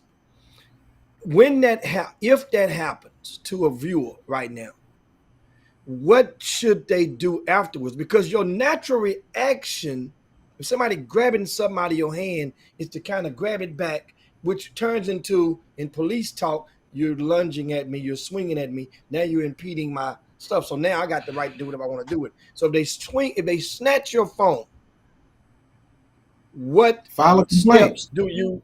That's what I'm saying. So immediately right then, filing the complaint is when they leave. Filing the complaint is if they live to see another day. What should they do at that moment? It's only it's a phone. Your life is more important than the phone.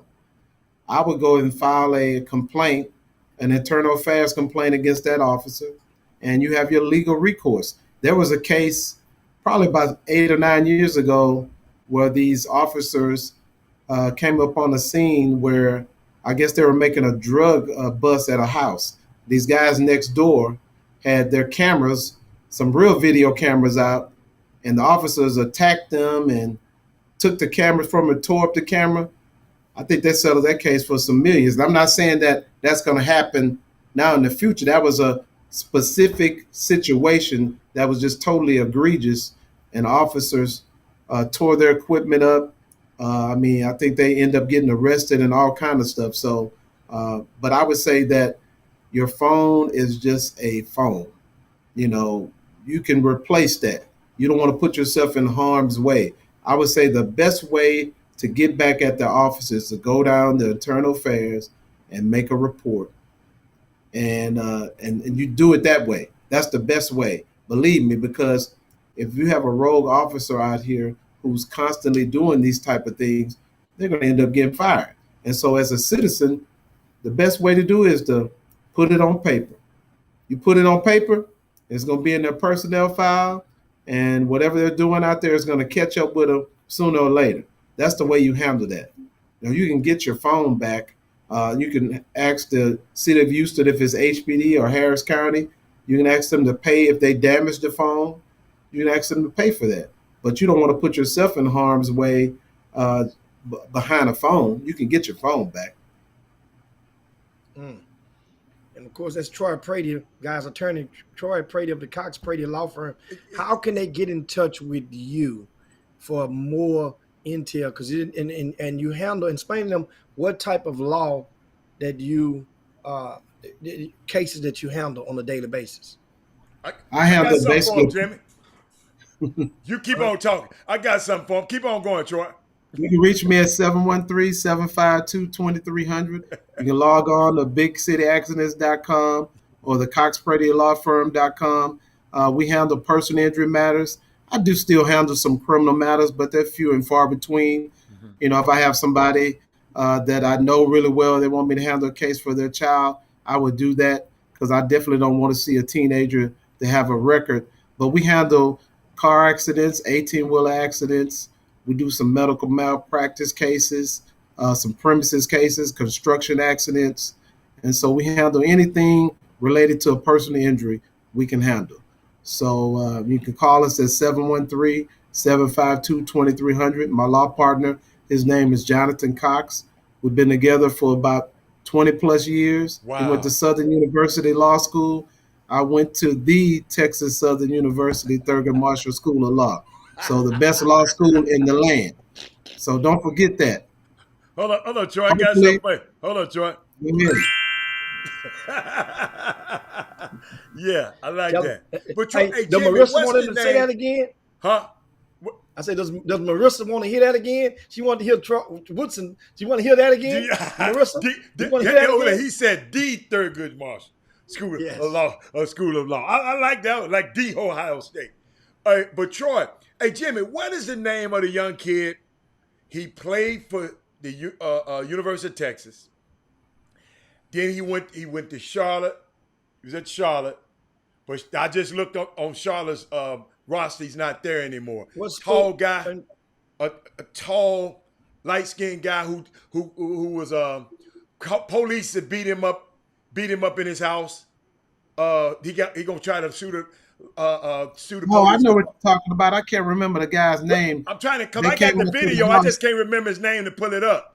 What is his name, y'all? He played, Jimmy, at University of Texas. What's his name? Jeremy Bates or something like No. that? Was that? A tall, light-skinned guy who talking about the NBA can suck his private because they didn't put him in the rookie game.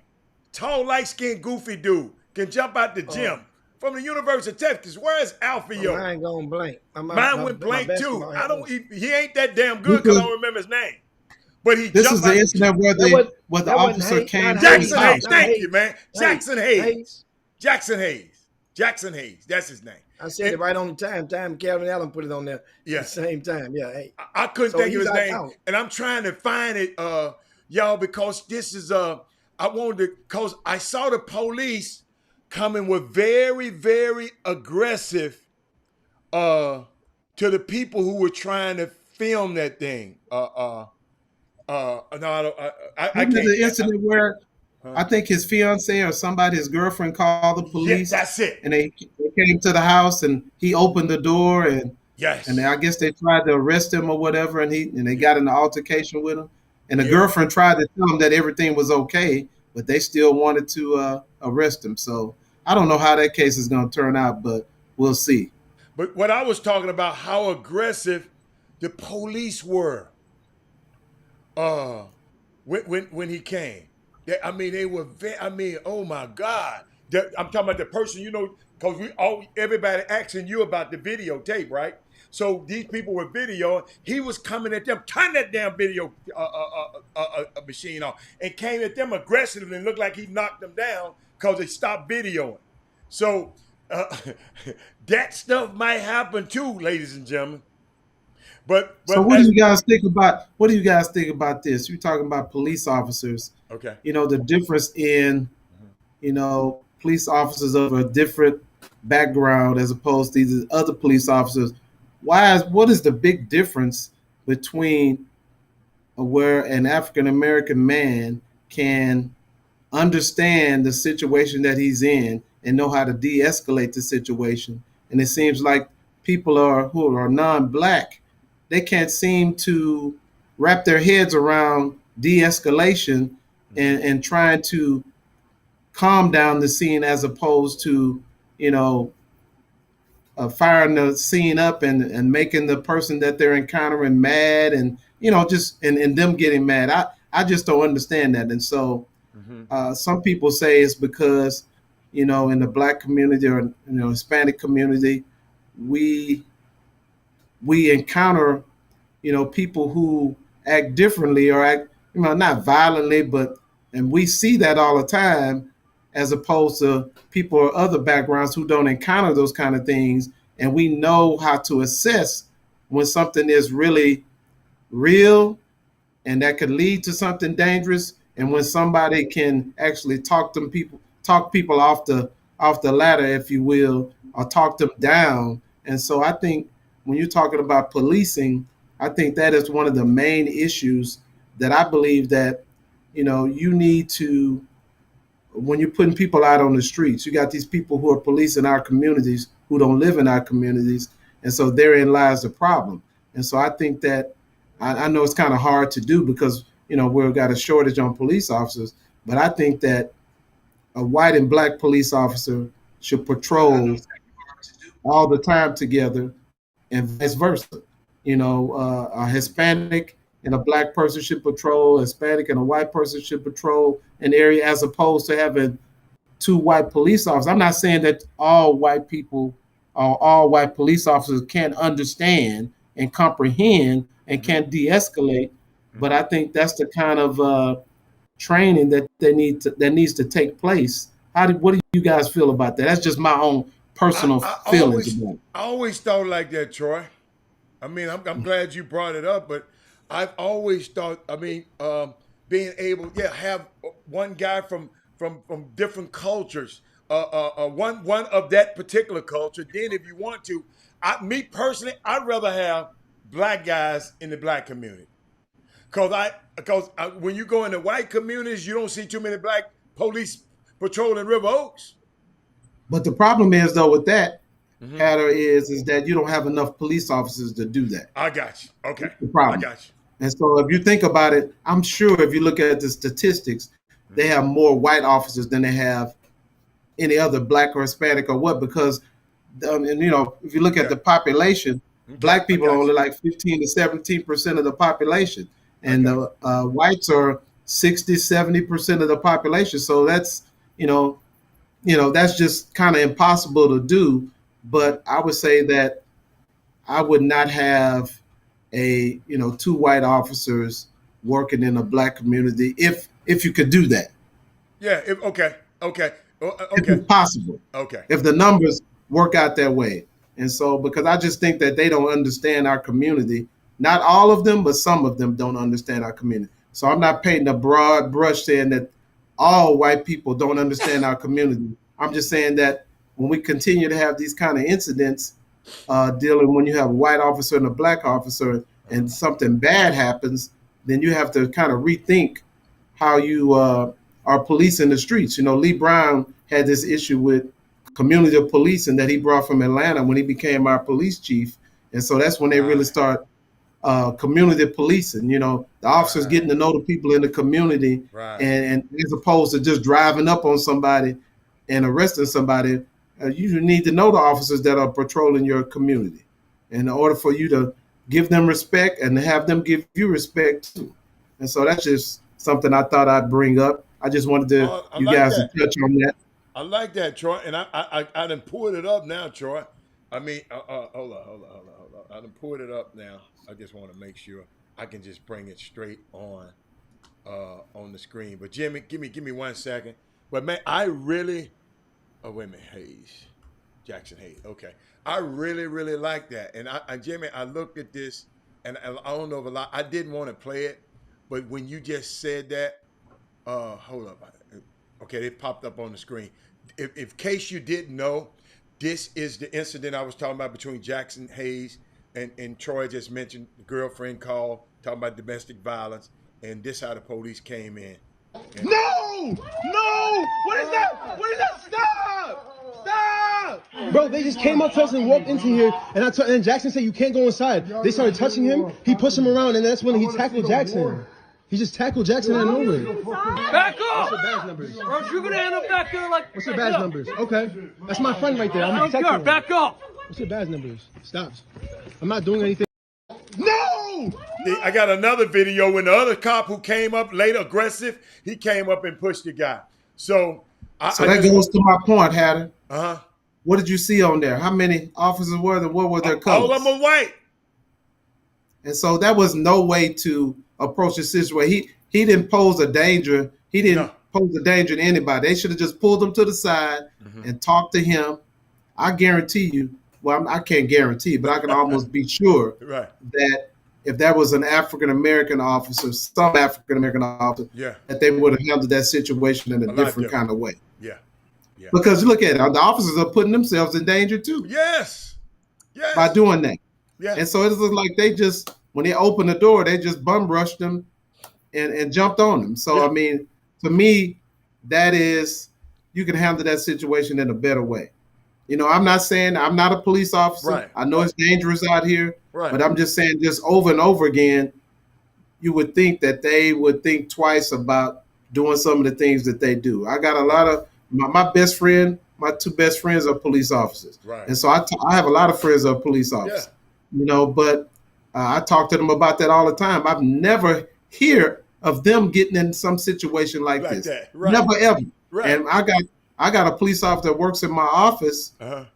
He's been a police officer for 25 years. Yeah. He's never ever experienced anything like this. Right. Because you got to learn how to handle certain situations in a different way.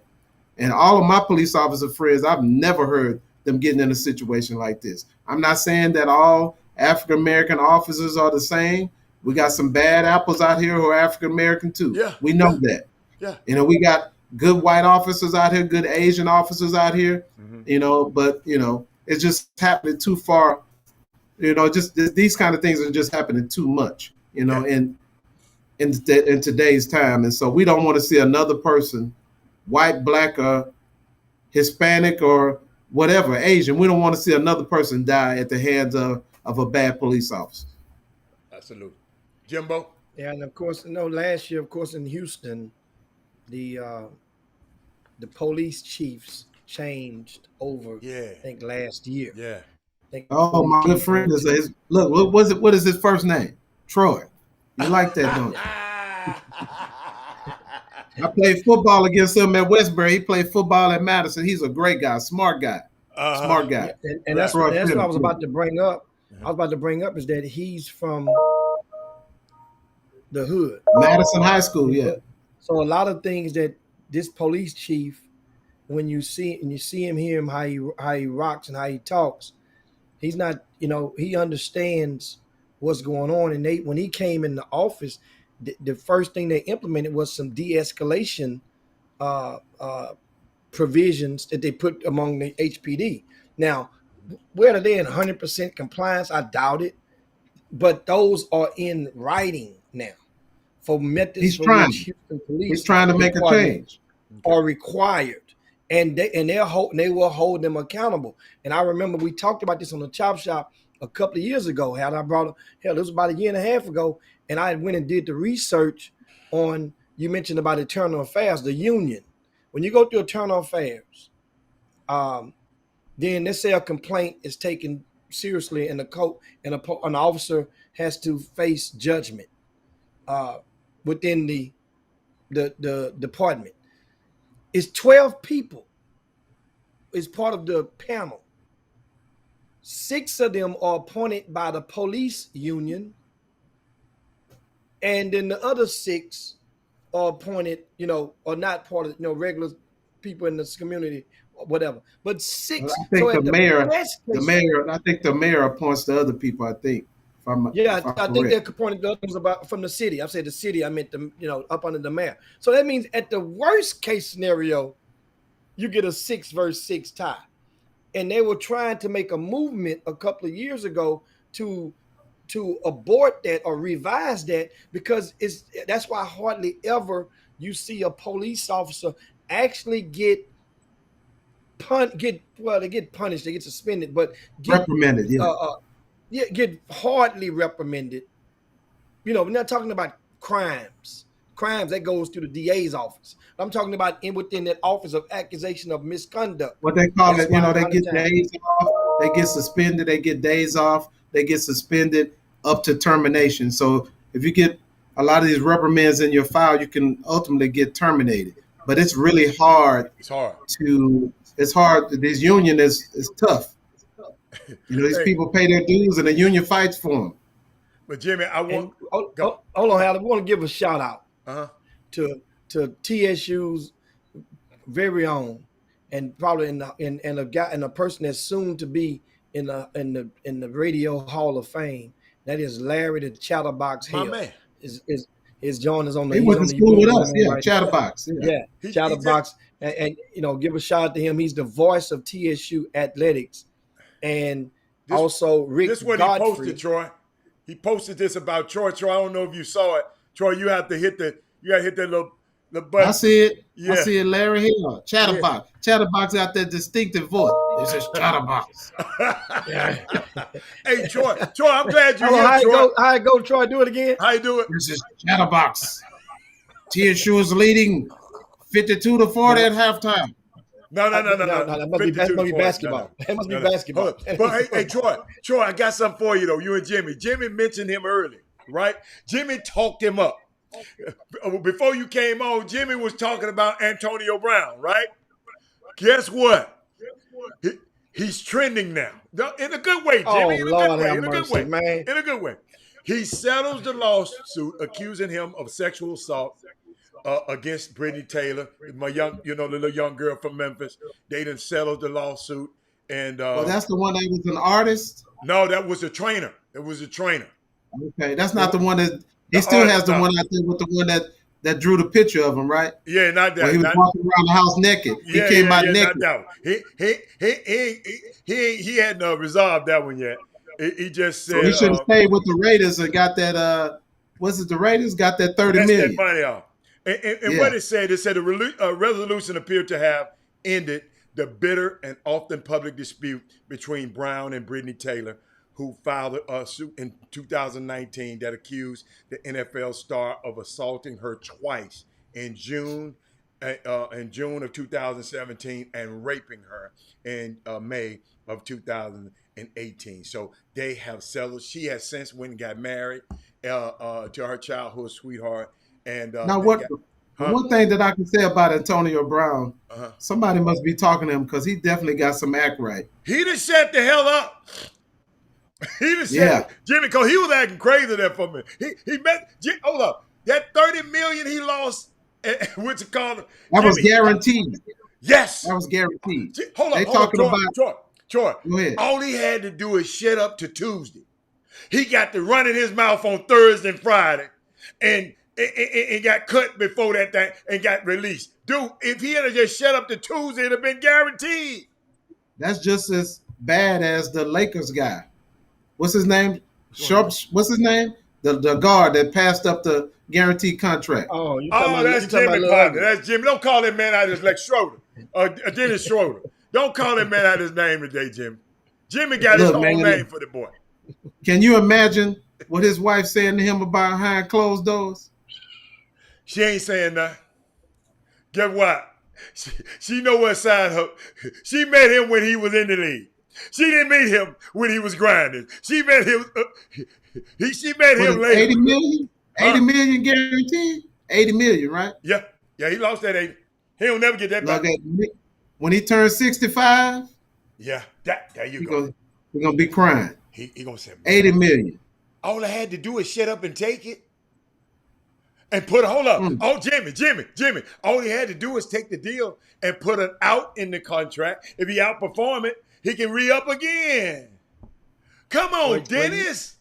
So what about this lawsuit that the other guy has against LeBron James? Now they say he got a case. They talking to people. They say he got a case. I think that case got some legs too. Yeah, they say he got a case.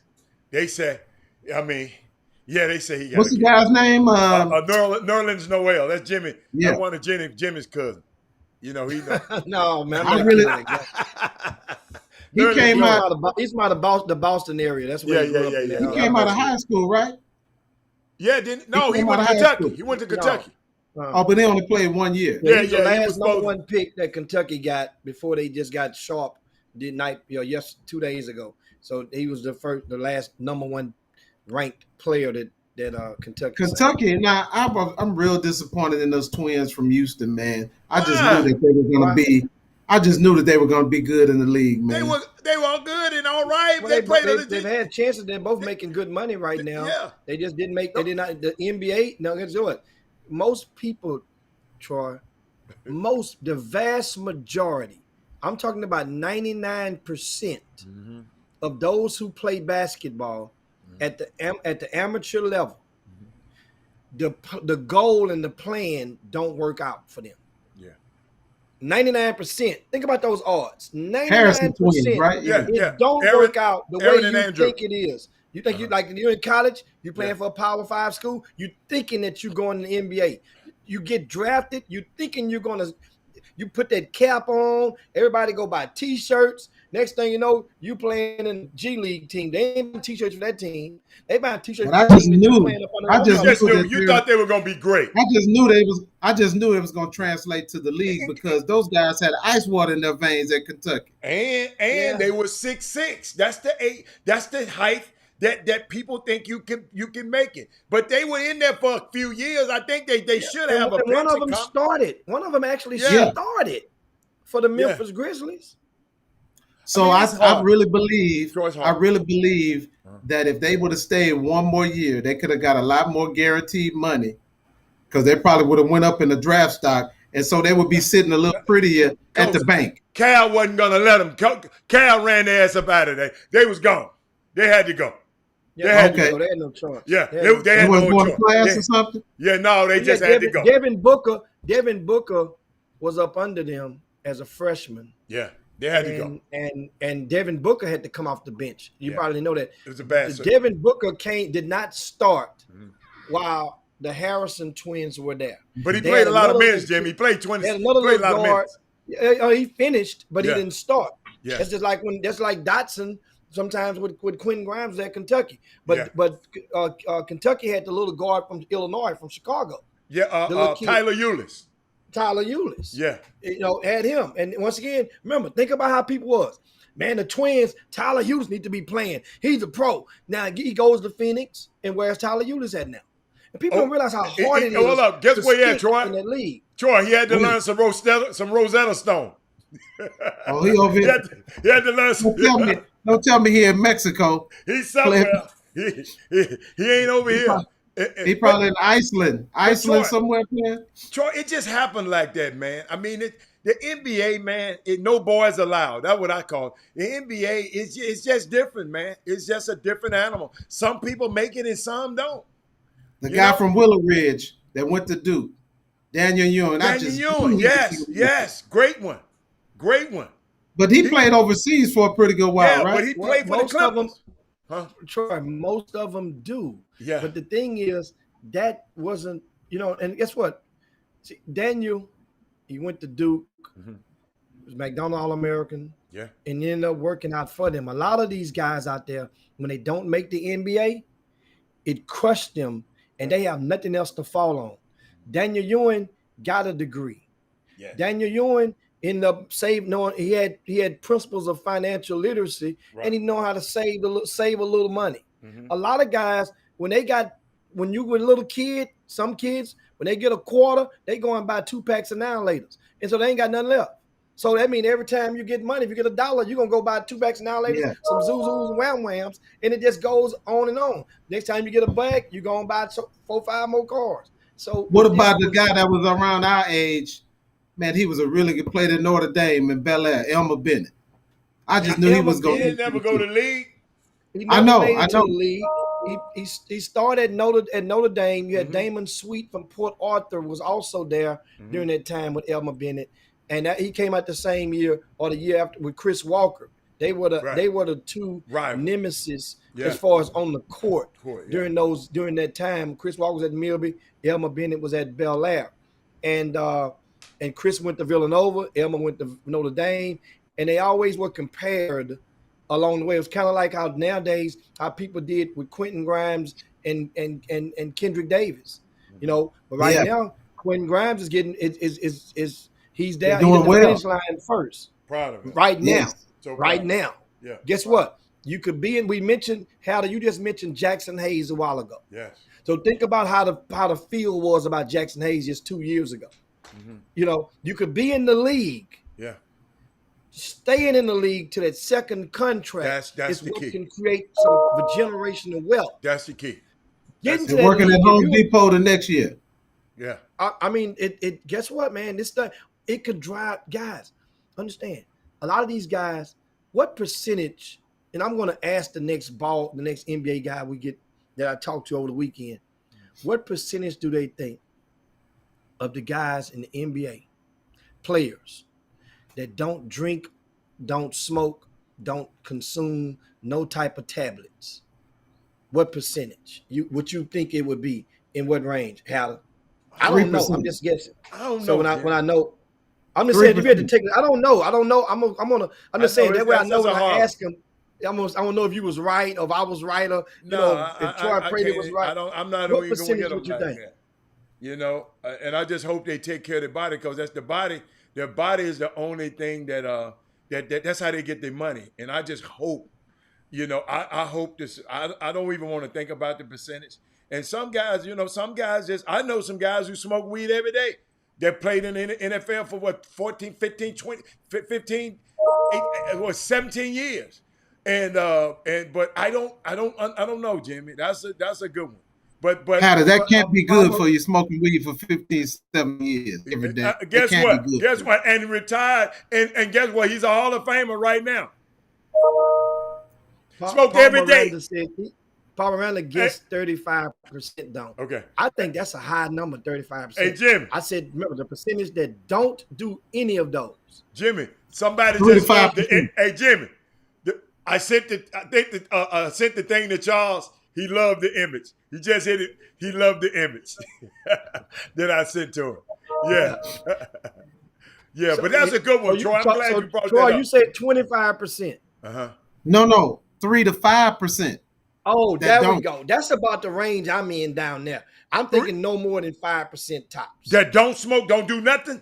That don't do nothing. No, yeah. It's very small, but I don't want to. I'm gonna let y'all talk about that. I can't. I don't want to talk about it. No. I mean, understand. No. And guess what? No, I just don't want to. I leave them that's guys gonna alone. be that even the answer hat is gonna be pretty much it's impossible to prove.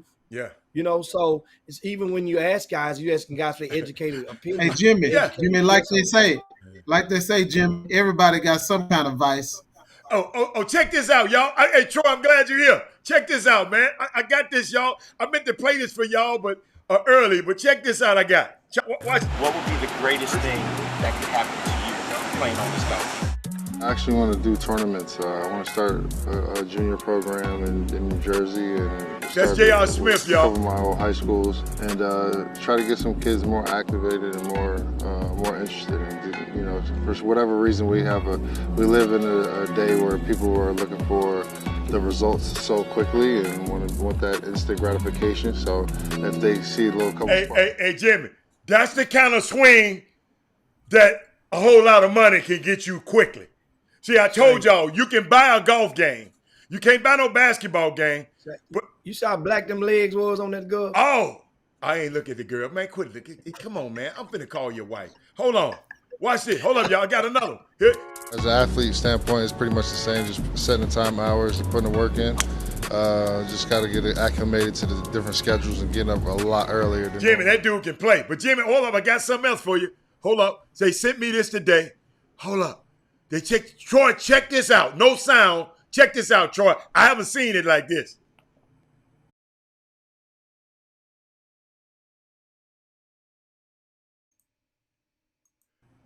That's a girl, man. I ain't never seen no girl do this.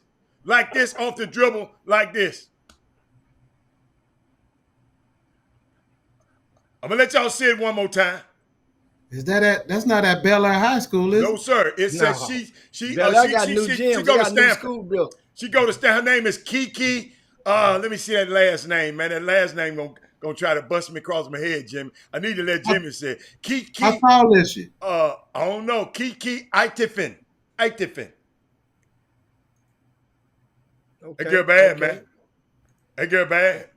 That girl, hey. She go to Stanford, Jimmy. She at Stanford. And I'm sorry, Trey. I should have played it earlier, and I just wanted to play. Man, J.R. Smith. The reason I played that, J.R. Smith was introducing his young team, North Carolina A&T, on the pro circuit. They all went to Atlanta, and they played. After the pros played that weekend, they got a chance to play. And so I just want to shout out to J.R. Smith. John Rahm asked him how hard school is. He said school is hard, man. You remember this guy came out of high school and went to the league, but now he went back and played in college, Troy. I just wanted to share that. So this is going to change the whole persona around J.R. Smith. He's going to change the whole trajectory of his life. I predict that he's going to get on the tour. Hey, I'm with you. So people were making fun about him when he shot that ball in the Yes. game with LeBron, but Yes. he made a good living playing basketball. Great living. And I didn't realize he came straight out of high school. Yes, he did. Yes, he did. I He didn't came know out in that. 2004 in the same class with Daniel Gibson and LaMarcus Aldridge and Jawan McClellan. Those guys were all part of the 2004 class. So he's made was some really good money. upset. Yeah. That's a great Yeah. observation by you, though, Troy. You said his whole life gonna change, whole image of him, whole perception of him gonna change. Look. All he got to do is have a halfway decent golf game. Yeah. You know, with the new rules in the NCAA, Yeah. he gonna get him some endorsements. But he can play though. Well, I know he can. He can actually play. And what I was trying to tell people, golf is a game that you can buy. You can buy. I need to you a buy golf one. game. Huh? I need to buy me a game. I got you. So- I got somebody to have you right. Huh? And now we get ready to Yeah, land let's the land it. plane in a Yeah. second. But hold on, but we What feel I'll be remiss What did we if do? I did not bring this topic up to Troy Prady, do attorney it. Troy Prady, Let's the do it. Cox Prady law firm. Uh-huh. Troy, what, and it's the question that was brought up. Well, no, it's not going to be unfair. I'm going to bring it up like this. What has to happen for TSU football to regain some of its luster, some of its respect from yesteryear? We need a quarterback. But didn't you have one from Florida State 2 years ago? We need a quarterback. No, he ain't talking about that. He talking about now we need a quarterback. You got to have Well, a I mean, but they haven't won a game in Troy, where can we get one from? They're out here. We just got to go get them. Well, why we not going You to get need a quarterback. A quarterback would change the whole outlook for your team. Quarterback make the defense play better. Look at Shedeur Sanders. Yeah. Although he had a couple of fumbles, Yeah. Yeah. I guarantee you Shedeur Sanders could Yeah. be starting quarterback at Florida State, Oh, of Miami, course. or something. Oh, but he Yes. was one of the top players in the country. But that's an asterisk go to him because when you're playing for your dad, No, but Jimmy, he was one of the top quarterback prospects in the country. but your dad Yeah. still know where you are mentally, even Yeah. when other people were not. They know it before. Well, I mean, people probably thought that he was going to fail, but what I saw from him in his first game, Oh, he bad he man. made a few mistakes. Yeah. He's got an arm on him, Bad man. and he is poised, and he can throw that ball. Take it We from need me. He a somebody pro. like- He, Yes. He gonna have a chance, Jimmy. He gonna have a got chance to play on Sunday. We're not going to call it right now, Hatter. We're No, not no, going no. to call it right now. No, guess what? I've seen enough of him, Troy. 30 years in the business. What he did the other day and what I've been hearing, he going to have an opportunity to play professional football. He going to be So he gonna that's have a what we chance to need, play on Jimmy. Huh? Jimmy, we need a quarterback. I'm talking about a real quarterback. That's Can all we get a need. white one? Would y'all take a white one? I don't care if he's brown, But that's what pale, I'm- that's what I'm- green, but- long but as I'm he can just throw the saying- field. But I'm just, okay. What I'm saying is, 2 years ago, not last year during the COVID, but 2 years ago, that was the sale. It was a quarterback who was playing. It was a quarterback that transferred from Florida State, a Power Five. That was on the what's that university? What's that program on TV? Yeah. He was part of that. Yeah, part of that. One of those. Jimmy, he just wasn't good enough. He wasn't good enough then. Troy said what you we mean need he a start- hold up, but evidently he wasn't good enough. No. No. Game I'm changing talking about- quarterback. Yes. We need somebody. We need Vince Young to be 17 years old again. Okay. That's what we need. So hold up, Troy. I just saw a young kid, Bert Emanuel's son, the other day. Oh, I saw that Ridge Point. I said, hold up, why can't we get him? I heard he did really well in this summer. They have those little summer league camps, the elite quarterback camp. I heard he did really 707, well. he was killing. I heard he's about 6'4", I think. Yes, Yeah. sir. And can run that thing. I mean, he's probably going to be getting offers from everywhere else. Oh, but yeah, but we ain't worried about that. How would Shadar Sanders got, well, his dad. Okay, his dad. His dad. If his dad ain't the coach, if his dad is not the coach, does he go to Jackson State? No, probably. So what we need to do, and I think is within the new rules, we need to find us a partner, a company out here to say they're going to give said person a marketing contract at our school. But that's it. No, that's part of the rule. You can't do that. You can't induce them to sign with the contract publicly. You can't. That's the whole thing. We just can't do it publicly. So Troy, we know how to do it. You know somebody gonna do that. Troy, take it from me. No. Somebody gonna do it. Troy, look, Google Memphis and who they just got commitments in basketball from. Then all of a sudden, FedEx is gonna give them name, image, likeness deal. Jimmy, I want you to Google something, Jimmy. Google AutoZone. AutoZone. They headquarters in Memphis. Now, what you said, Troy, I ain't gonna say nothing else. That's all I'm gonna give you. So you know that people know how to get around this kind of stuff. Hey, guess what? Did you see what's gonna happen? Look what Shadar Sanders got. Beats by Dre. He the youngest athlete ever been endorsed by Beats by Dre, ever. And so that's what we need. So I'm not telling No, you ain't doing that. No. Do that. I'm saying that we need to get us a quarterback, a game-changing quarterback. Yeah. That is going to uplift the program and put the program on his shoulders. Okay. And we need some new jerseys too. I hate those black jerseys. Did you see the uniforms, Troy, that Jackson State had the other day? Yeah. Oh my God! They got an Under Armour super package. I don't know. I don't care, Jimmy. But Jimmy, money can get. TSU got enough. Jimmy, they got millionaires like you out there. Yeah, Jimmy, go buy. Jimmy, tell Michael Strahan is a trader. He had to pay a penny for that. But Jimmy, we ain't got nobody like that. So we need to go and say, hey man, what uniforms y'all want? Michael Strahan is a trader, Hatter. No, he ain't. No. Didn't nobody ask him, man? No. You Cold don't do mouth that. never get fed, Troy. No. You don't. And then the swag too. No, you don't do that. So you tell him that I am one pissed off alum that he gave Jackson State. What did he give him? Some uniforms or suits? 150 suits. No. Tell him don't do that ever again. I mean, but guess what? He needs to repossess those suits.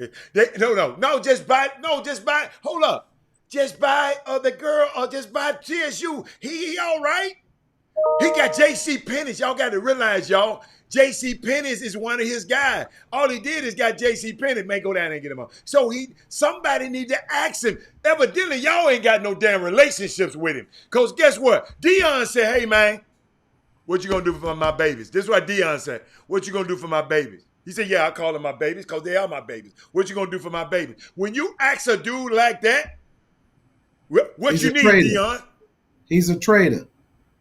Come on, Troy. Don't do it. He's a trader. That. Jimmy, what you say, Jimmy? He's a trader. He shouldn't have did it. No.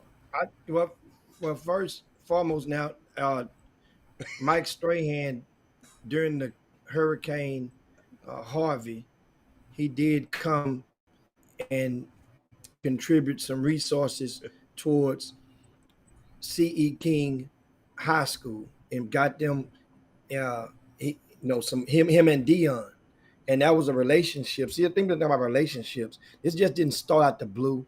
When we had Hurricane Harvey, if you go back and Google it, Good Morning America came to Sheldon ISD. They did a show live from C.E. King High School where he made the pledge and gave them some stuff to give them some resources because their gym had just got built a year before, and the whole Taj Mahal, the same gym that we did the IMO Classic in back in late May, the floor had buckled all the way up. And then Deion came on and got Under Armour to supply the whole program with those uniforms, which they still wear Under Armour stuff to over in that. That's a good thing. To this day. I can say this in defense of Michael Strahan. Mm-hmm. He gave TSU some shoulder pads, I believe, a few years ago. So he did do that. Hey, but TSU is ain't that's a Division I college school, right? Yeah. Yes. Okay. Hey man, We need a quarterback. I believe in TSU. We got to do something, y'all, as a community. You know, we can sit up here and wait on a straight hand all you want to. We got to do something as a community. That's our community school. That's a school that give young athletes and young students a chance where some other these colleges won't give them a chance. So, Pat, I'm putting you on the spot. You need to find us a quarterback. okay, I got you. And look at Troy. Uh-huh. Troy. Yeah. Now somebody just posted the name. Thanks, Herman Scott. Posted his name. I couldn't think of the kid's name. DeAndre Johnson. But where's he was now? that quarterback. And I don't think y'all realize. I said he came from Florida State. The kid was he was a starter. I understand, he hadn't played yet. He was going to be designated as a starter. Jimmy, but we need a quarterback all the time. We need Is that the same guy that got hurt? But he didn't win a game. He didn't win a game at TSU. Well, we had Derek Griffin, Jimmy, and didn't win a game. No, Derek Griffin was gone then. This wasn't the same but I'm saying quarterback we Derek still Griffin had Derek Griffin and still nothing. So, Troy, you saying we need and hold up in Deion's defense now, and he just didn't get Shadar. That man got 5 studs on defense from other colleges. They look like the old Philadelphia. They defensive line are like the old Philadelphia defensive line with Reggie White. He got 5 studs, and that linebacker is a killer dealer. So he got some dudes. We need a quarterback. We need somebody else. We got to make this place. We got to make this place great again. But were TSU ever great, Jimmy? Do they ever have a great history? He won the championship when Johnny Cole was the coach. Okay, I mean, I didn't know. Why are you looking at me crazy? Jimmy. Because Johnny Cole was there. I told you Johnny Cole the other day, What did they do? What did they do when Johnny Cole was there? We just got into some other stuff. They won the SWAC. Okay. Yes. Okay. I was at the game Johnny in Birmingham. Cole was that guy. Okay, Johnny Cole had. Okay.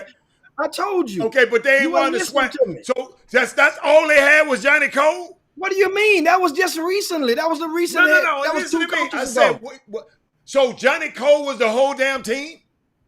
Yeah, Darryl Colbert was coaching. That was his wide receiver mate when we all were in college together. See, when we were at TSU. You talking about when Johnny Cole was coaching? I'm talking about what quarterback we had when we were great. That's what I'm saying. I said Johnny Cole. Johnny Cole. How can he coach the team and quarterback it? He was the quarterback and the coach. Now, Jimmy talking about it when he was coaching. 2 different times. No, I'm just saying that in the 80s. He was the quarterback back in the 80s. Okay. What we gonna need more than a quarterback? Because Jimmy just said DeAndre Johnson was a quarterback that was gonna start for Florida State, so we got him. Yeah. But Florida State ain't been kicking nobody's tail lately. Yeah, but still though, at the time they were coming down. Remember, they had Marvin Wilson came in with this young man. Marvin Wilson, Florida State was still had the lust. They hadn't, the Adam went out of them a lot now. But back then, that we talking about 5 years ago. All I want to know is why can't we get a Deshaun Watson? They out here. No. I'm talking about that type of player. That type of player.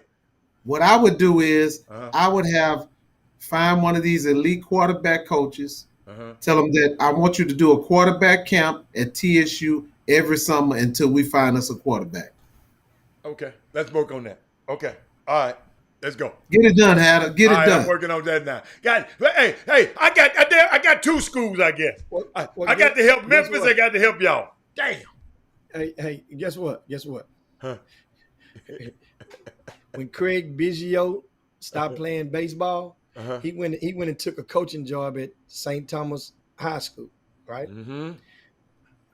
Lance Berkman Mm-hmm. took a college job at Rice, I think, right? He's at HBU now. Mm-hmm. At HBU. Yeah. Who's the head coach at Rice? Another former Astros, now the head coach at Rice. Jose Cruz Jr. Yeah. Jose Cruz. Yeah, Jr. that's right. Right. So it would take, understand, one of those quarterbacks. We gotta get a good coach. That really see TSU. Vince Young. Can we get Vince Young? Did Vince Young graduate yet? Vince Young. Understand something. It would, like I said, it would take a quarterback a former NFL player Right. who don't need the money. Who No, don't we need want the to money. pay him, man. What is you talking No, about? no, Now, no, look, no. I He's like gonna our get coach paid. right now. Clarence McKinney is a good coach. He just needs to get some better players. But And I that's love, part of being a good coach. I second that on Clarence McKinney. Yes, absolutely. And Okay. we're talking about the coaches before. I remember, I'm talking about in the percent. I was talking about Vincent Young coming in as a quarterback coach or being on the staff of maybe a Clarence McKinney. We don't need a lot of. I got you. McKinney, good people. I got you. I was explaining to him he done a lot up on the former Kevin U of Sumlin. H coach. Kevin Sumlin. Kevin Sumlin. I would also call if Warren Moon. I would call Warren Moon. He could come, and that could be He one. don't live here no more, but I would call him. Guess what? See, here's the first thing people say. Man, we already got an offensive coordinator. We already got a quarterback coach. Here's what I would say. In basketball, they got creative about 7 years ago. And remember when D'Angelo Harrison went to St. John's, had a basketball? They got creative because the head coach at St. John's that came in, he went and got the former head coach at Purdue, Gene Katie, and called him a special assistant to the head coach. See, that's the new thing right now. That's the new. So that means now basketball have many guys that they hire at University of Texas right now. Chris Ogden was the head coach at UT Arlington just last year. People know him as Aggie. Well, Aggie is on the staff at UT now. He quit his job to take a special assistant to the head coaching job. That job there puts you on the staff, puts you in the room, but then now you can negotiate whatever pay you want because it's not, it's separate. TSU can get a Warren Moon. He can become special assistant to the head coach or any day now.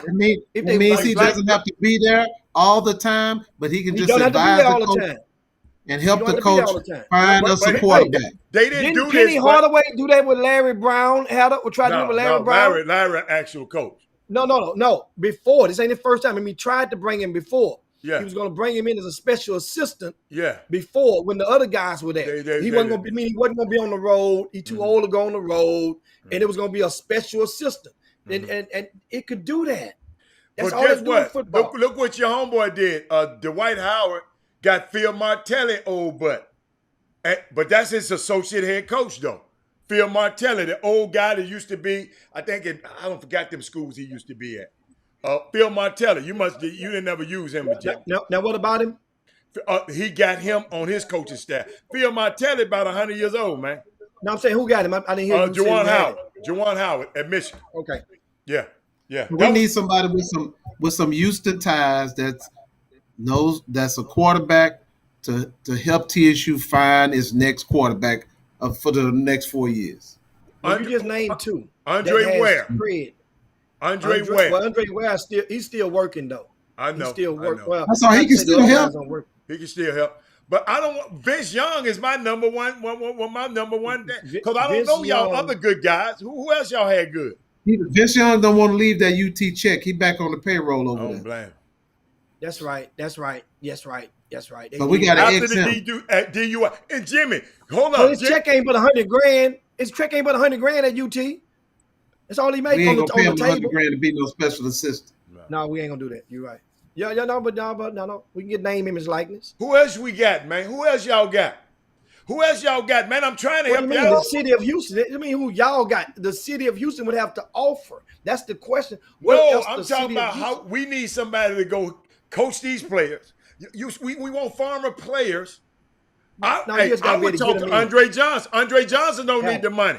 I would talk to Andre Johnson. Get them in. Got to be able to go get them in. That's what you need them to do. Like you said, you need one. You got the coaches in place. You need somebody to help seal the deal, gain somebody's attention. I said Andre Johnson.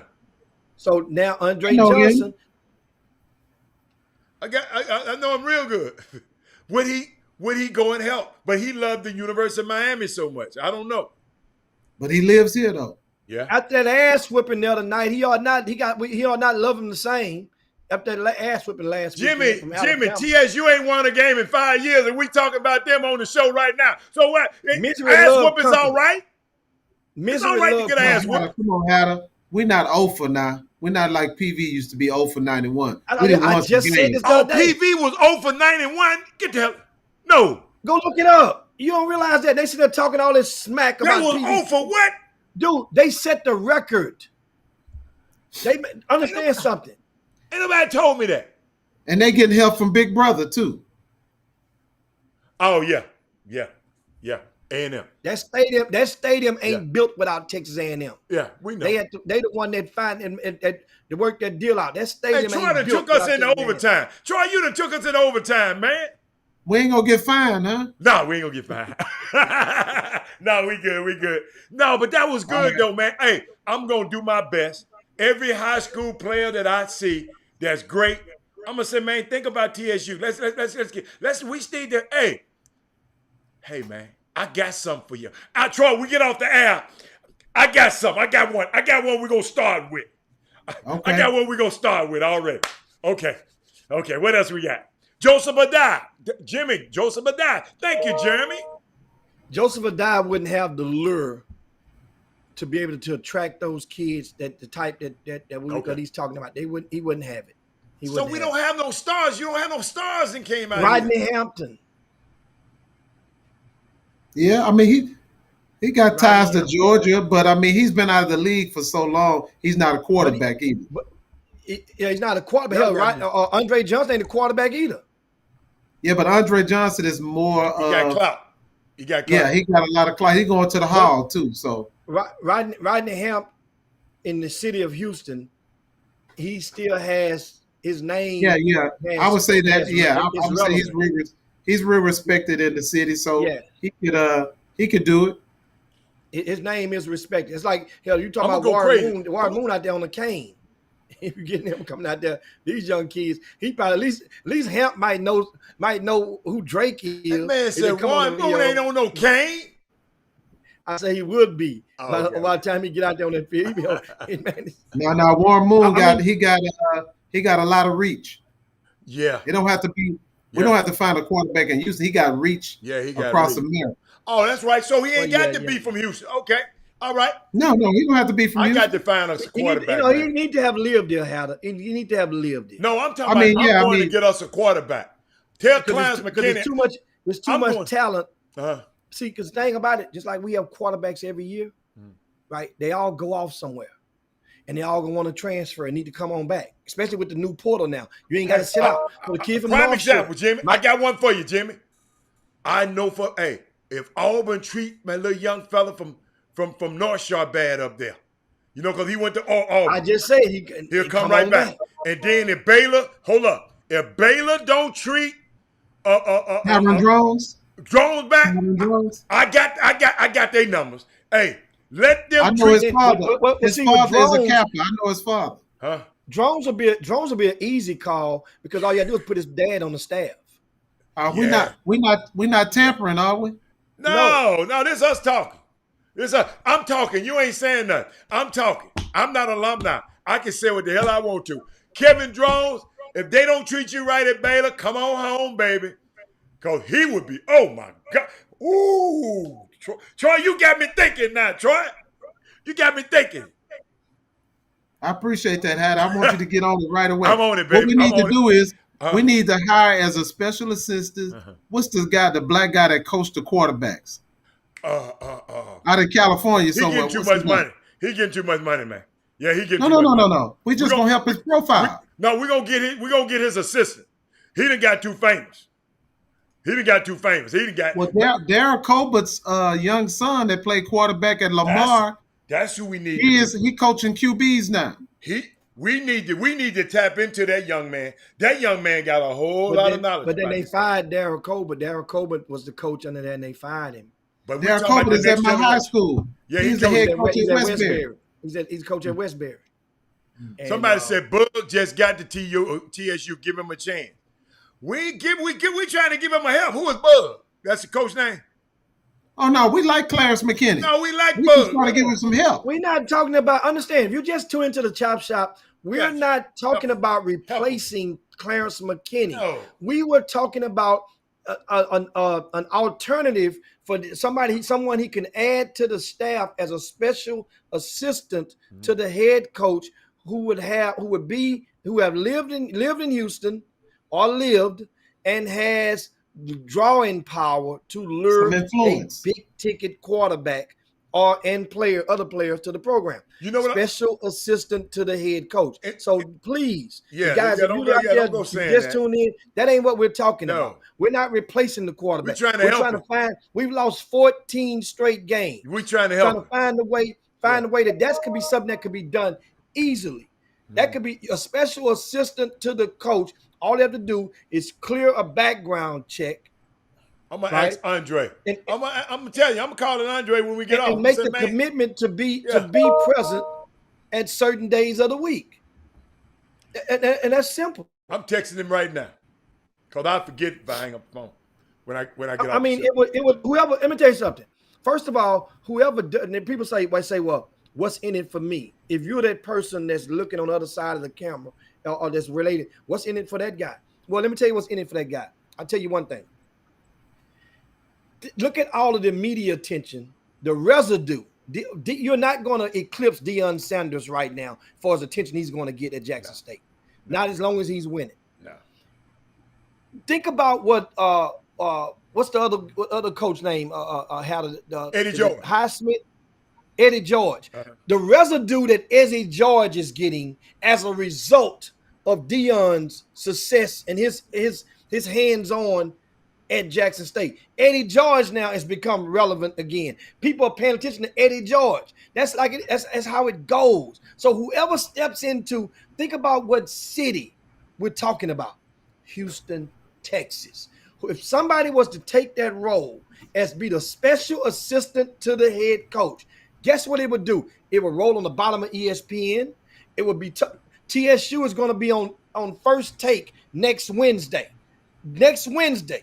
If that was to happen, they would have to interview that person. If it was Andre Johnson, he would get in front of the microphone. They want to get his thoughts as his new appointed position. It's just that simple. It doesn't take much. For a special assistant to the head coach. Yeah. It doesn't take for the board. I just wanted to get Troy just gave me a mandate. I got to find a quarterback. I don't even know who get the quarterback. Did you see the game? Were you at the game? Can the quarterback? Is the quarterback good? Or he just need a little bit more season. He's throwing side on. Hey man, I'm finna get out of here with y'all too, man. Y'all go. I can't wait to go to the next game. In the next game, hold up. They told me TSU play somebody good next week. Baylor. They play Baylor this weekend. So they gonna play Drones. That's a good check. Drones, I don't think he's not starting though. No, he ain't playing right now. No, he ain't starting right now. They might let him play this week though. Don't do. I'm going, man. Man, hold on, man. I'm going, man. You know what? You know what? You a traitor. Get him off the phone. You a traitor. You already counting the loss, man. Go. Hey man, I love TSU though, man. I really love y'all, but we got to get. I believe we can win. I believe we can win. I'm just saying that it's a reason upsets are called upsets. Remember? We got to work on them uniforms though. Them uniforms got to look like Deion's now. If you play good, hold up. If you play good, you feel good. If you feel good, you play good. You know what I'm saying? Come on, man. Well, I mean, that's part of the psyche. I definitely believe in that. That's like a car. Don't you feel like your car drive better after you come out the car wash? Oh my goodness, it does. What you talking about? I feel better too. Huh? Somebody feel better too. Hey, when I put on a suit, I feel better, Jimmy. You can't nobody tell me nothing when I put on one of them suits. No, Alan. A new one, you feel better. A new one, but you feel. Hold up. It's a whole different type. When you got minutes, I got all of them new. You got that new car smell, that new suit smell. Yeah. Hey, but no, hey man, let me tell y'all something. Hey, you got me, Troy. You done gave me a mandate, man. Every time I'm watching a high school basketball game, a high school football game now, I'm saying, hey, man, I know you good enough to go somewhere else. But, man, come on, TSU, man. We doing something different. Hey, I got to be the prime time. Y'all need a prime time. I guess I'm going to be prime time. Prime time hatter. We like that. Man, Jimmy, get us out of here, baby. Get us out of Yeah, here. man, it's that time, man. Thanks a bunch, of course. Thanks, the Cox Troy. Prater Law Firm. We got Troy Prater with us, man. Good convo for the Great. last hour. Great and job. of course now, but it's that time. It's time to slide down Dino's back and yabba dabba do this thing on this Baby Friday. Make sure you guys know the routine. Share the show on your way out the door. And that's what you do. Help us to increase our digital footprint on the social media platforms, namely Facebook, YouTube, and others. Yeah. Share that show one more time on your way out the door. Thanks so much for everybody for tuning in. Thank all the ladies for keeping this thing lit on the Chop Shop. We'll be right back with you guys on Monday. It's going to be a hell of a Monday because guess what? With all this stuff going on this weekend, we got college football to talk about, NFL football to talk about, and of course, we're going to definitely talk about. I gave the Astros a break this time. Ain't talked about them in 2 days. You know, Yeah, I know why you didn't talk about it. They got their head tore off last Why? night. They still in first place. Okay. I'm just telling you. They got their head Still in tore first place. Huh? clean Still in off first the place. bone last night.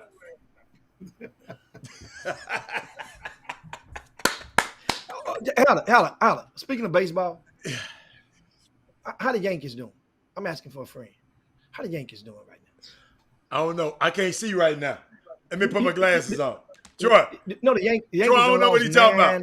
They I don't know lost what- 9 in their last 11. All Hatter want 9 to talk in about their is last 11. Derek Jeter. All he want to talk about is Derek Jeter. Yeah, That's it. we going in the Hall of Fame. That's what we doing. We had Hall of Fames last night. Hey, y'all, I got to talk about Derek Jeter on Monday. Remember, I got a Jeter story. Oh, speaking of the Yankees, I got some big news, some big baseball news as we go out the door. Guys, go over to rcssports.com. Go into the VIP news. Okay. rcssports.com in the VIP news this morning. I posted the flyer.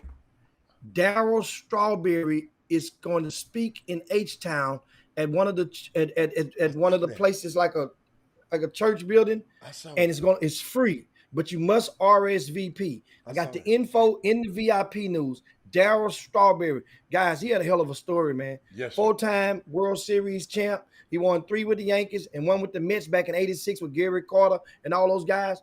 When the Astros broke our damn heart, we had that. That was our World Series.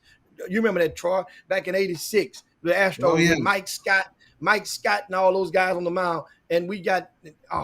But anyway, Darryl Strawberry will be speaking and giving it a testimony of this life, his battle with drugs. He's been through a lot. And that's going to be Friday. That's Friday evening. It's free.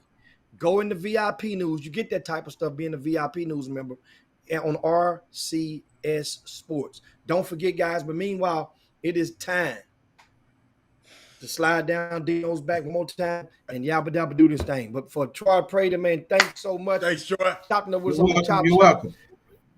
It's Robert Haller and of course myself, Jim Hicks. Guess what? Yeah. 18 days left, boy.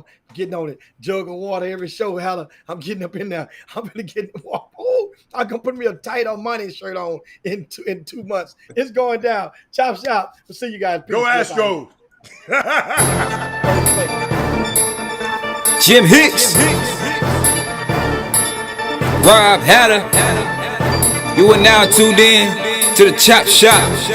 I'm Retro. Let's get it. We in the Chop Shop. We live in the Chop Shop. We talking sports talk. We live in the Chop Shop. We in the Chop Shop. I'm talking sports talk.